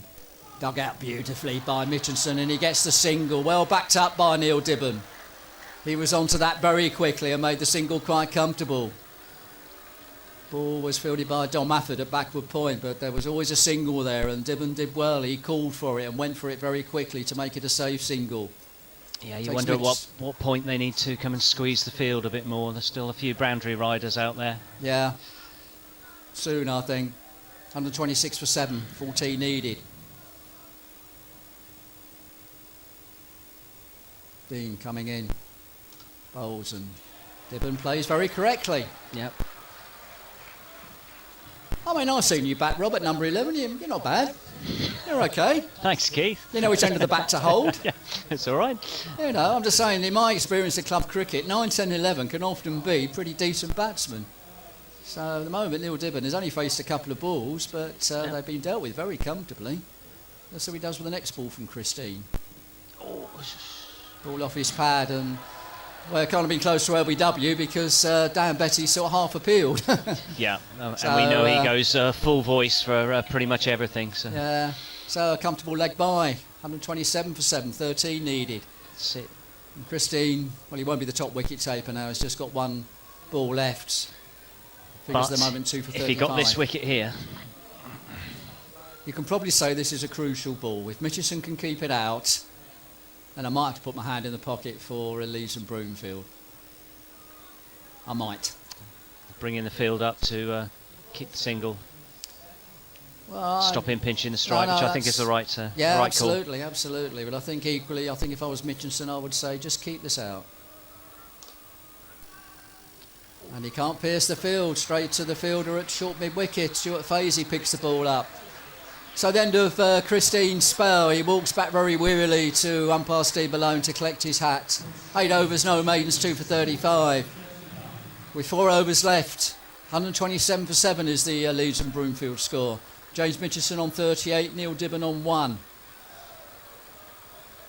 And, this is getting very exciting. And the worm, wow, I assume the green worm is Leeds and Broomfield. They are, the worms, if you're seeing them, are pretty similar. They converged, yeah, absolutely. They converge almost. Very rarely has been any sort of gap between them. There's a slight gap now, but when you look at the fact that the run rate is 3.5 and the required run rate is 3.2, and of course don't forget that Milford were bowled out in less than 40 overs. And this is Fazey's last over as well, and he's bowled really, really well. He has. 1 for 17 off his 7 overs. And, yeah, he's one of the most, well, I think he is the most innocuous bowler. Well, we'll see, because Aaron Afford was 4 for 19 off his 8.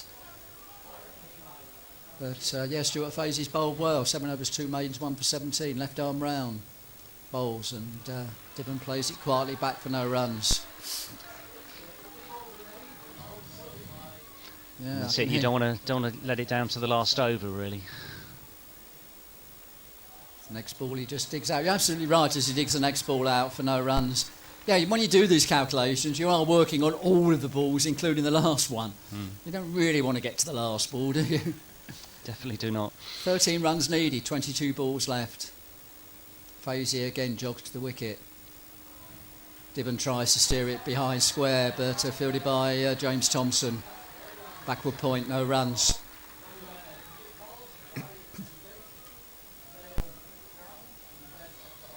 Fazey again, 4-5 paces, jogs in. Oh, that one seemed to creep through a bit, but just kept out of his stumps by Dibben. But 4 balls by Fazey so far, no runs off them. Yeah, he played that with a dead bat and nearly played on. But he kept it away from his stumps and he's still there. Comes in again. Bowls and not going to get that one away. Steered just to the fielder at short mid-on. I think he's saying, you finish it, Mitchelson. I'm just going to keep this end up. Well, the thing is, they'll have got most of the bowlers out the way, whether that's the strategy. I will have a look at that. But, I mean, Christine has finished. Dominic Afford has finished. Rob Firth has finished. Stuart Fazey about to finish now. Appeal for LBW. Umpire not interested. And that's the end of Stuart Fazey's spell. Finishes with a maiden over, 8 overs, 3 maidens, 1 for 17. It's quite a close call, that. Possibly just outside the line, pitching outside the line. I think he probably gave him the benefit of the doubt there, but that might have been one to go upstairs for. Stuart Fazey not impressed the way he's looking at the umpire, but he's got to accept the decision. And this is interesting now because I think the main 4 bowlers for Milford Hold have bowled out. Christine, Aaron Afford, Stuart Fazey, Rob Firth have all bowled out. Mark Thompson and Dominic Afford, are they the ones to finish off, or is there another bowler that Dan Betty can turn to? Maybe that was the plan. Just play out this over from Stuart Fazey. We'll get them from the other 3 bowlers. So we got 3 overs, sorry, the other bowlers. So we got 3 overs left. 127 for 7. Mitchelson on 38, Dibben on 1. And it's James Thompson coming back, who's been a little more expensive, 4 overs for 18 runs. I assume he'll bowl 2 of the last 3 overs. Loss on his shoulders, but just as much on James Mitchelson's shoulders. 38 from 83 balls. Faces up to Thompson. And he'll get a single as he plays that into the covers. Rob Firth will pick that up and field. Just a single. I think they're happy with that, though, to get the new batsman on strike. So, yeah. Well, let's Giving see. him the single might have been the tactic there. And now to squeeze this one. Look, the fielder's coming in. I think he's coming in from deep mid-wicket into square leg. 128 for 7, 12 runs needed. Fielders are coming in. I don't think there's anyone deep, is there? No. Quite a suffocating field. Try and give it to you, but Thompson's going to come in to bowl first. Defended by Dibben. You wonder towards the end of this over, though, if he hasn't, if he's blocked a few of them, whether he will try and go over the top. But I mean, we got mid on and mid off up. We got short extra cover. Got a sort of slightly wide cover point, a backward point, a deep gully. Got a square leg saving the single and a short mid wicket. I don't think I've missed anybody. No other fielder is out, so this is very much a run saving field. Thompson is 5th over. Bowling to Dibben. Dibben tries to turn it on the leg side, but straight to the fielder at mid-wicket. And every time there's a dot, the pressure mounts here. Stenson you wonder on the fielded 5th ball of the over whether they'll give him a single. Yeah, I think they're moving back again now. Alex Stenson was the fielder and he's moved back onto the boundary. 12 runs to win. Mitchinson coming down to give him some words of advice. Sorry, of course, I was thinking they got a single there, but of course the fielder was close in. Now he's gone back. Thompson right arm over the wicket. Has he gone? Has he gone? He's walking. He's out. He obviously got an edge on that and he's caught behind by Betty. 128 for 8. Or was it a stumping? Stumping. I think so. It's a stumping. Dibben is out. Stumped by Betty off the bowling of Thompson for 1. 128 for 8. Wow. And suddenly from 124 for 6 and seemingly on their way there, suddenly a little bit collapse, and he did. He went for a swipe on the leg side and I think his foot was out the crease.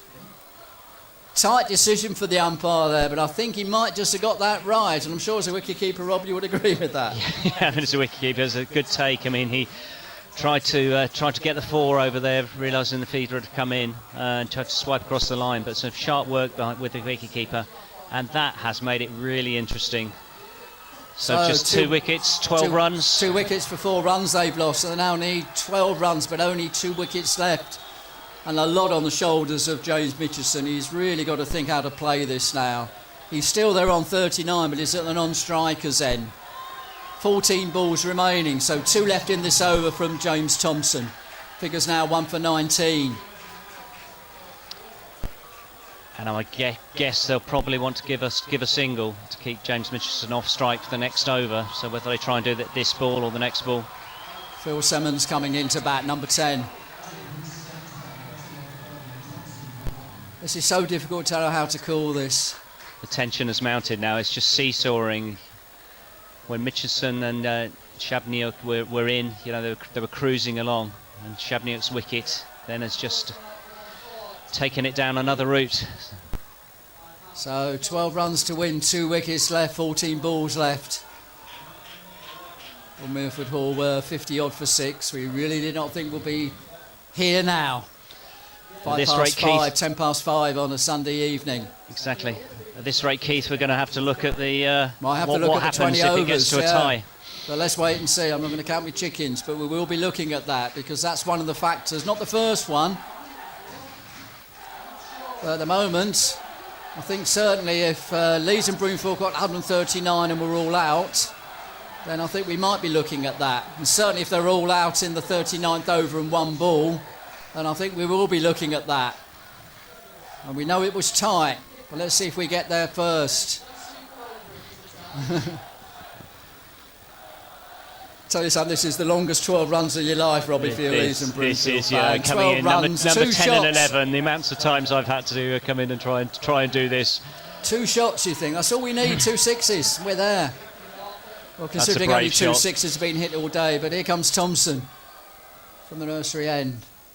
Nicely driven by Simmons, but straight to the fielder at short mid-off for no runs. I think they'll give him the single now, push back to deep cover. Give him the single. Let's try and keep Mitchinson off strike. Long on going out. So, do you take the single?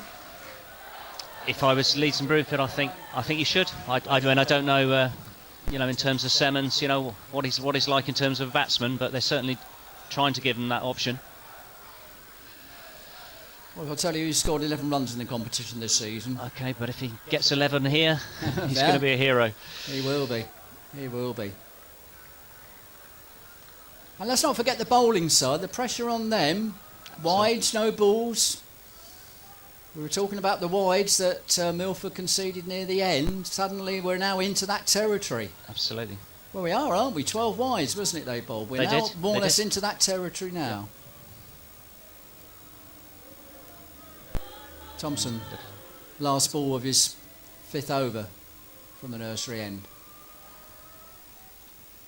And obviously the tactic is to let James Mitchelson do Mitchelson. it. So suddenly it's a runner ball. But what will Mitchelson do? Will he take the single early doors, given the opportunity, or will he try and pierce the gap and find the boundary? This is the conundrum at this Well, stage. we'll do. I'll tell you what we'll do. We got 12 runs to win, 12 balls left.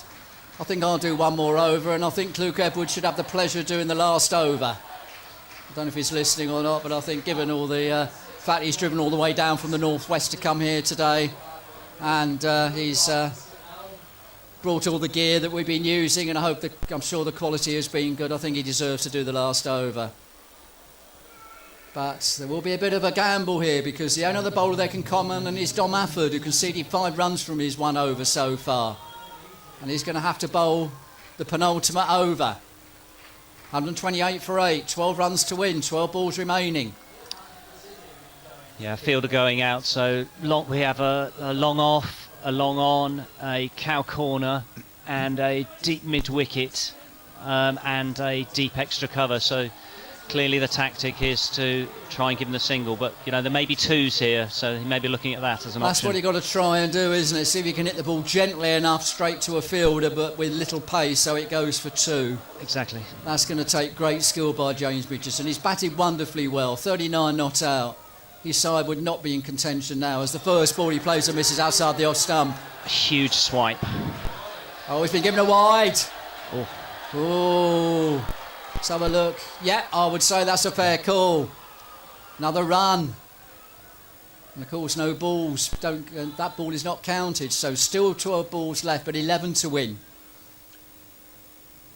Afford again. Bowls. Punch straight on the offside, but to the fielder at short mid-off. Christine fielding there, no runs. 11 off 11. Afford again. And he's pulled high in the air. Where's that gone? Is that going to be caught? It's out. caught! It's out. Mitchelson's caught Wow. on the boundary. Stuart Fazy, I think, has got the catch. And is at the match-winning wicket. Mitchelson went for the big pull. It was probably short enough. He got a bottom edge. Didn't quite connect with it. Went straight to Stuart Fazy on the boundary, and he took it well. And poor Mitchelson's 129 for 9, and Mitchelson's wonderful innings comes to an end. Called Fazy, bowled Afford for 39. Poor Mitchelson absolutely gutted with that.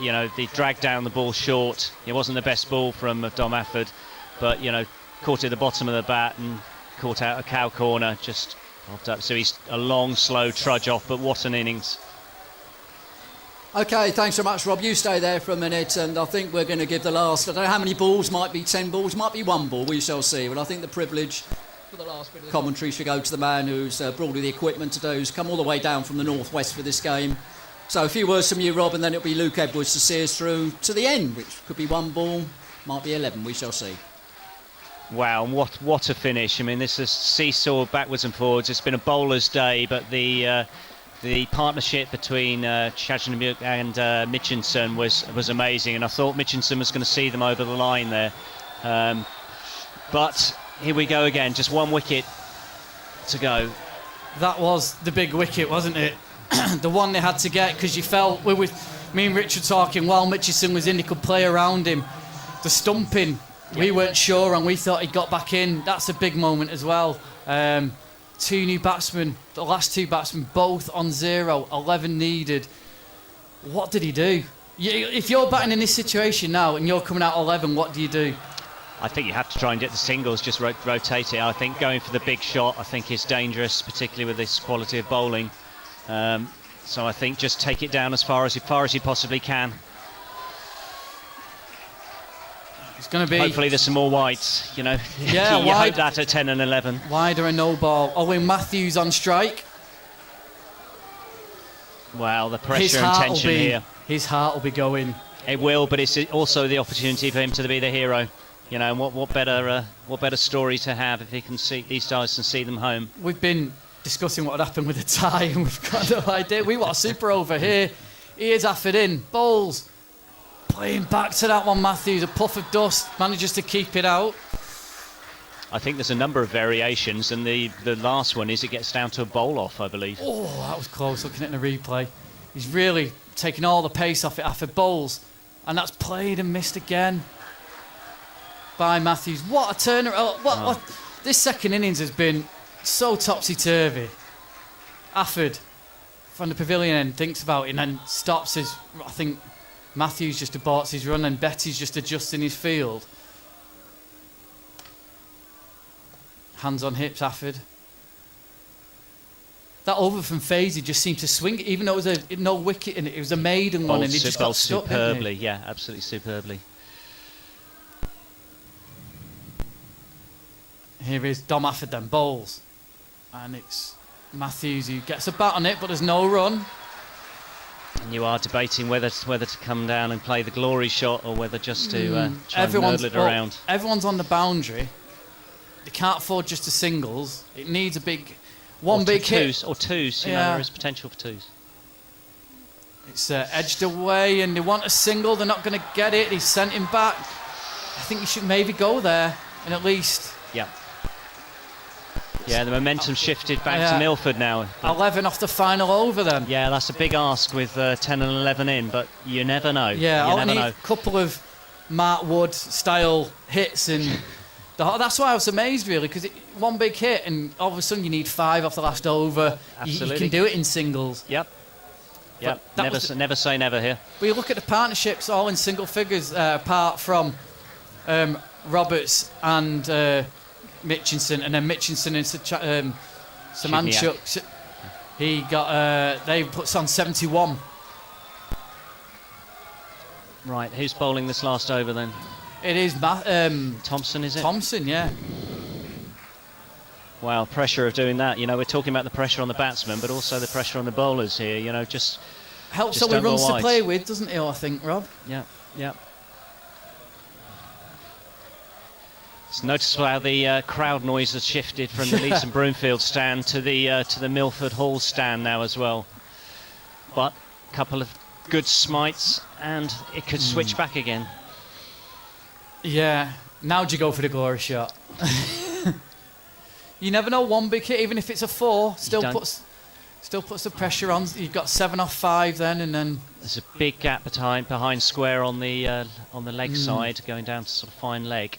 So it's got to bowl a tight line here. Streaky 4 maybe, that's what you need. Here is Thompson then, bowling the last over of this final. It's a big hit, it's in the air, fielder underneath it, takes the catch. Milford Hall pull off a remarkable win. They were bowled out for 139. They've somehow defended it, Rob. Wow, that is some turnaround at the end there. You've got to feel for those guys at the end, the 10 and 11. You know, it's not their job to see them over the line there, but wow, what a finish. You know, great day's cricket. I think the crowd absolutely loved it, but the trophy will be going back to the Midlands for the first time. Both debutants here, a new winner on the Voneus Village Cup trophy, and it will be Milford Hall. It was Phil Semmons who was out caught by Stu Fazy off the bowling of Thompson. Wow. Rich, we were sat outside 5 hours ago going, it's over this, but not with the team we thought. We thought it was going to be Leeds and Broomfield who won it. Well, what a finish, and defending 140. How have they done that? Especially when they needed, what was it, 18? 18 off something like 27 deliveries yeah, or something with of that 4 nature. wickets left. Well, they lost 3 wickets for 5. That is quite the finish. That is very unexpected. It's incredible. And that's cricket. I mean, we wanted a last baller, really. Went for the big hit. If it had cleared the boundary for 6, wow, that'd have been... And do you know what? It was probably a matter of another 6 feet on the shot. Yeah. Such fine margins. A brilliant game, actually. One of those low-scoring thrillers, wasn't it? They always are. That we wanted. Yeah. But I have to concede, I didn't think we would get it after the first innings. But yeah. A fantastic game of cricket. A real testament to grace this final. Well, Milford Hall won the toss, elected to bat. That looked a terrible decision when they were 36 for 5, then 59 for 6, 95 for 7. Eventually bowled out for 139. But then in came Leeds and Broomfield.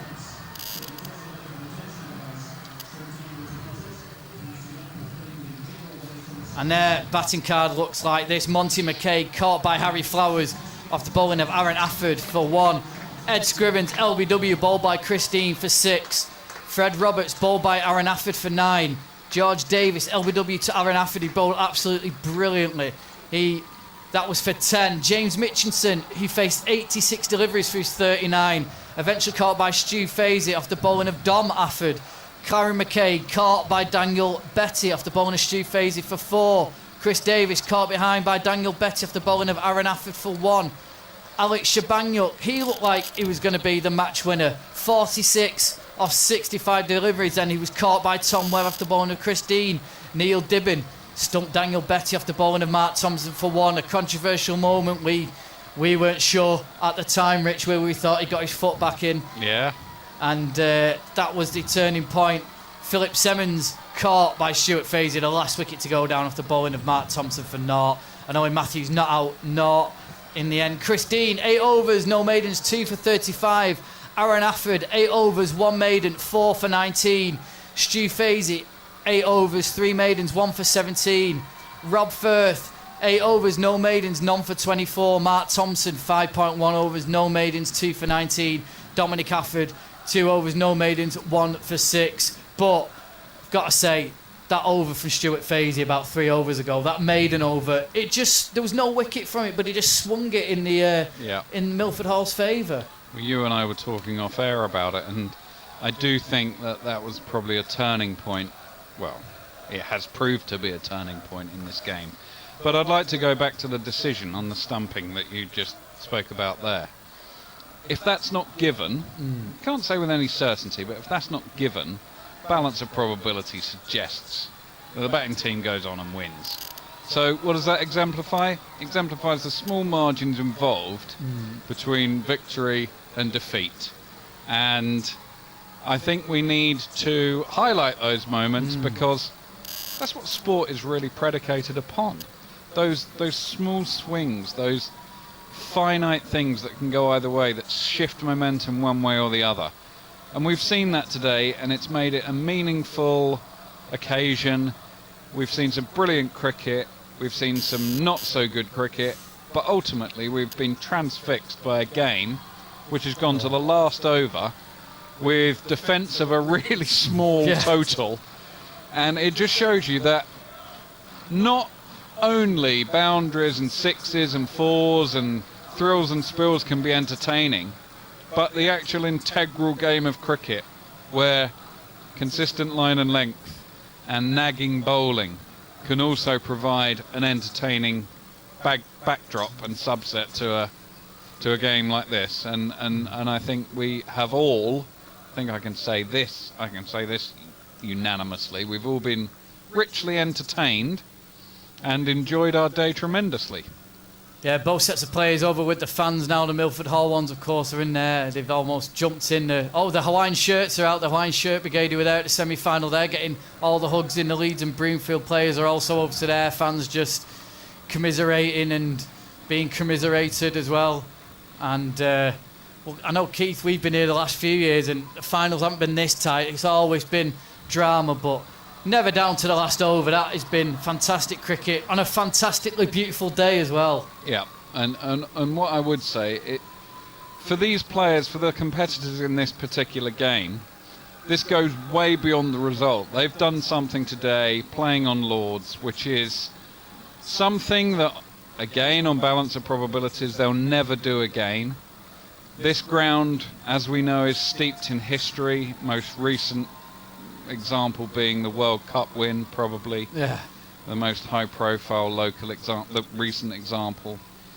And these players have played on the arena in which many test matches have been fought, many great duels have taken place, and whether they've won or lost today, they can always remember and take that they've played where legends have thrived.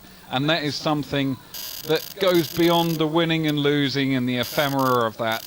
That they can say this, that they've played on this wonderful, beautiful cricket ground that is Lords. Brilliant. I think that sums it all up. Well, my thanks to Rob Etheridge, Rich Dean, Keith Higgins. We've also had Lydia Greenway up in the box. We've also had Hugh Turberville from the Cricketer and Ollie Westbury as well, former Worcestershire cricketer. And thank you to everyone who's watched us on the live stream and also listened to our coverage this afternoon.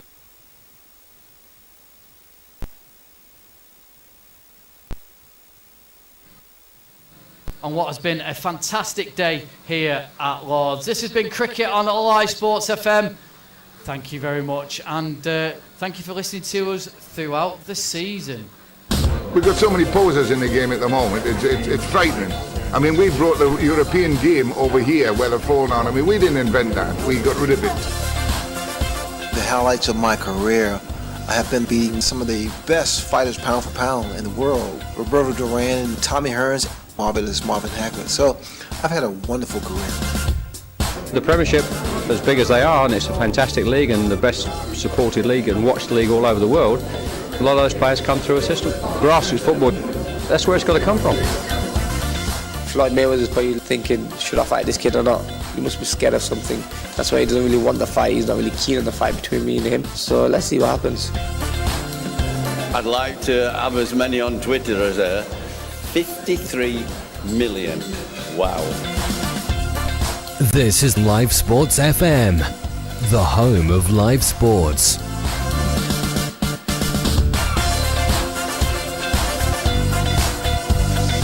This is Cricket Live on Live Sports FM, the home of live sports.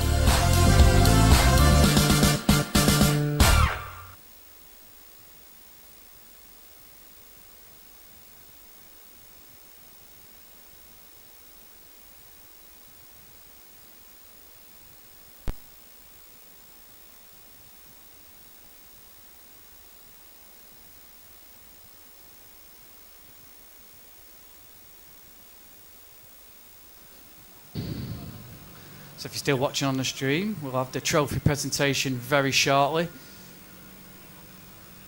As you can see there, Milford Hall won by 10 runs in the end. Mark Thompson, the highest scorer in the Milford Hall innings, and it was fitting that he took the last wicket.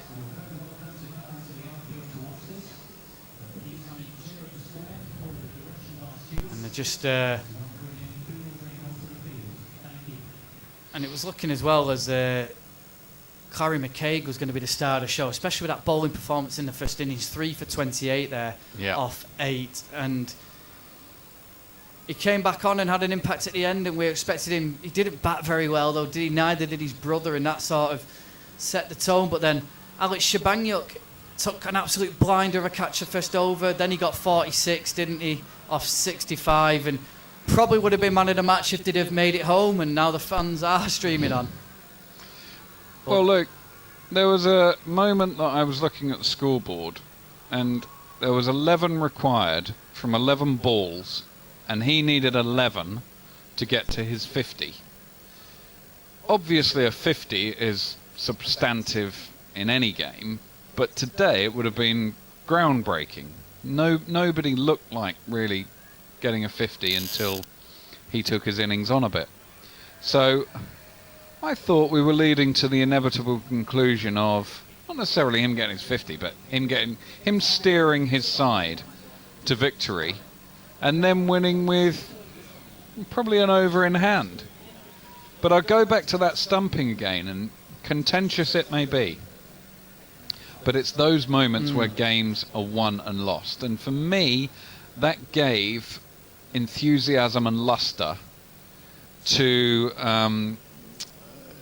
the bowling team's efforts. And also, if Shebang, if he doesn't get out Dibben, then Mitchinson doesn't play the shot he does he? Yeah, exactly. Which is me. He had to go. He had to go for it, didn't he? Yeah. And in the end, he was caught on the boundary. You feel if Dibben stays in, whether they win or at least they get closer, but Mitchinson probably just sees it home by just playing round, doesn't he? But he doesn't go for a big hit because they've got the balls in hand. But it's crazy how cricket, probably more than any other sport I can think of, because each ball becomes its own event, it's couched in one ball really charting the course of events thereafter. And you've given a prime example there. That one ball led to a sequence of events that had that one ball not occurred in a certain way, leads down. It's like sliding doors. Leads down another course of events. If you turn back time and it's not given out, you're looking maybe at a different winner. Yeah, and again, that's the vagaries of decision making on the part of the umpire. Some of that stuff you can't control. Some of that is outside your remit. You can't control what an umpire's going to give. On another day, he gives that in. Yeah. And you go on your merry way, and it doesn't even get mentioned anymore. No, because you don't go, oh, that stumping wasn't given, we'd have won. But, yeah. But I mentioned this in commentary. We all put disproportionate weight on that which is fatal. So a batsman's dismissal becomes a certain mode of dismissal. When he might have flourished 10 times playing the shot that he played on the dismissal, but we take the dismissal as a consequence of the shot he played because it led to his dismissal, where he's profited from it 10 times previously. So it's that rationality that again probably needs to be there, but sport throws up conundrums for us. Sport throws up those sliding doors. It throws up those moments where the unexpected happens. We were sitting there off air. You and I were out there in the sunshine, and we were saying to each other, well, they've got it now, haven't they? And they hadn't. And we should know, through being experienced cricket watchers, commentators, former players and so forth, that they hadn't got it. And one wicket can lead to more. And then that can lead to defeat, as it proved.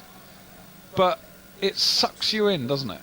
Sport sucks you in to thinking things are steering a certain way when actually, who knows where it's going to go, as proved today. What a magnificent game. And what a magnificent atmosphere as well between the two sets of fans who've enjoyed the sun, it's fair to say, and the alcohol on offer here. I think that's probably true.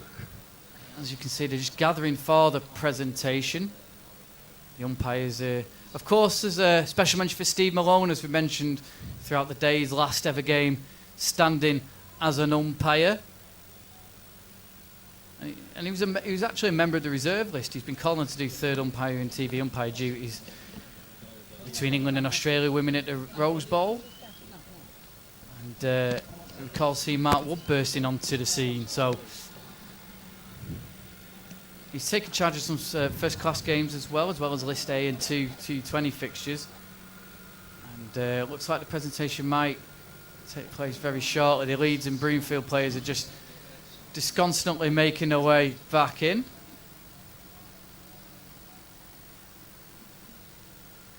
And Rob, I know you're on commentary for that last over, but now you've had time to sort of take it all in. What did you make of that? I was nervous for everybody, I must admit. It was it was on tenterhooks. You didn't know which way it was going to turn. What a finish, though. What a finish and what a turnaround. Yeah, it seesawed so much in that second innings because when they took those early 3 wickets, you thought Milford Hall were going to get back easily, roll over Leeds and Broomfield. Then there was that massive partnership. Well, I say massive, a big partnership of 70, and it looked like they were comfortably going to make it home in the end. But yeah, a couple of quick wickets, and all of a sudden it was changed again. Remarkable. Absolutely. That's the joy of cricket. And I think there's going to be some very drunk people in the West Midlands tonight. Yeah, well, Staffordshire, I think it is. Don't be calling them West Midlands. Oh, okay. Yeah, they won't be happy. Yeah, they lost the last 4 wickets for 5 runs. Leeds and Broomfield, which is pretty remarkable. Yeah, same with Staley. Yeah, Chris Webb, like spelled by Chris Dean. Staley collapsed from 131 for 5 when they were cruising. They lost the last 5 wickets for 11 runs. So they have got form, and now we're just going to have the presentation.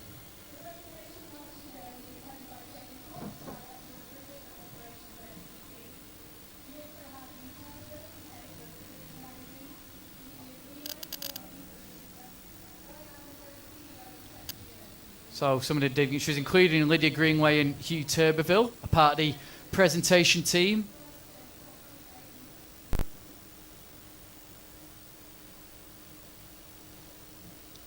It's lovely to see them both in the Live Sports FM box earlier on.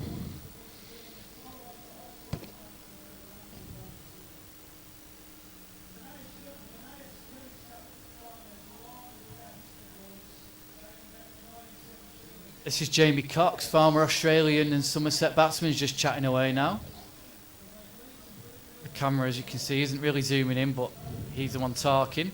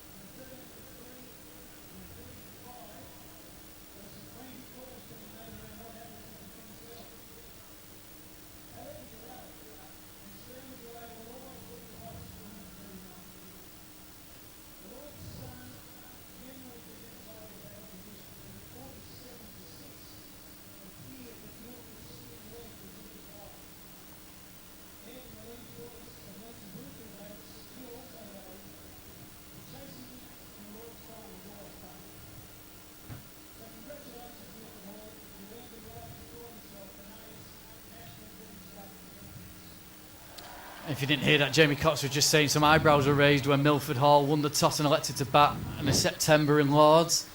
The dewy conditions, and like he said, when they were 30 odd for 6, everyone was wondering what was going on.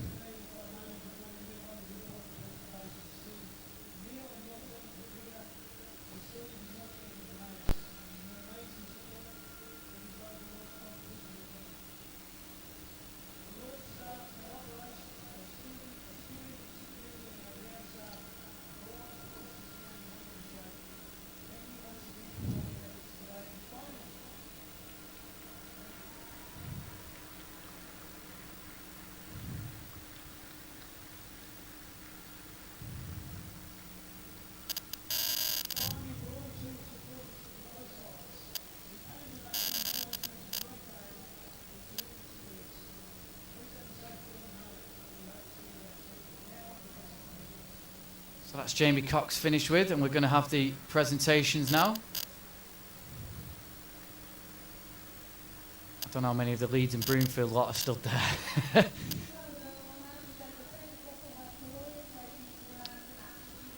Yeah, it's a tough pill to swallow, but they took part in what was a fantastic day of cricket.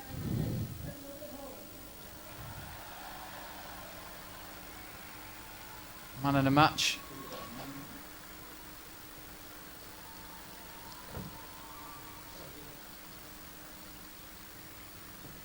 Man of the match was given to Aaron Afford, as you might expect for his bowling figures there. I think it was 4 for 19, wasn't it? 4 for 19 off 8, yeah.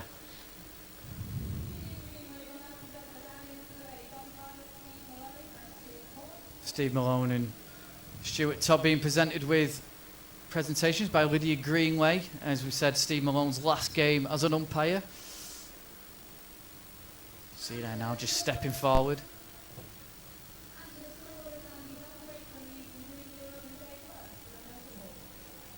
A busy old day is Lydia Greenway. She's schmoozing with the cricketer. She's rang the bell. She's bidding with, of course, more importantly, she's bidding with us. And now she's presenting the umpires with the trophy. And now she's presenting the groundsman. And now the runners-up, Leeds and Broomfield, are going up to get their losers' medals. Never a nice feeling. Never a nice feeling, but they played their part. Absolutely cracking effort today. Really fine margins.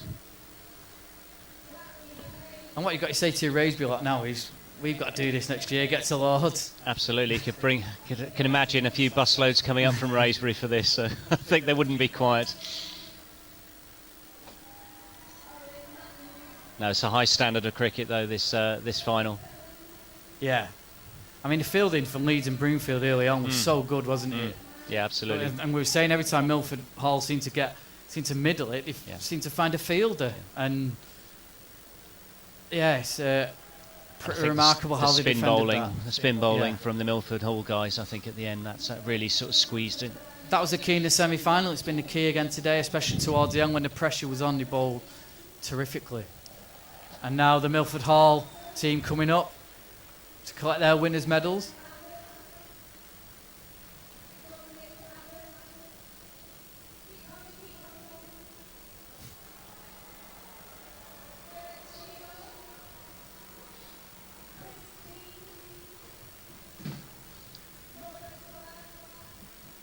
Finally, the captain, Dan Betty, will come up and then he'll lift the trophy.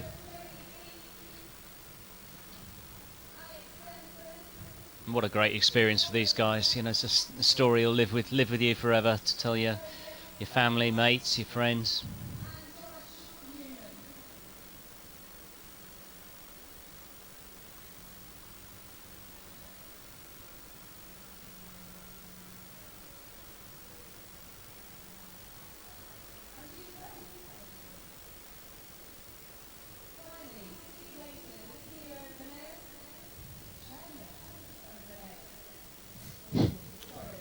Oh dear, he's been downgraded.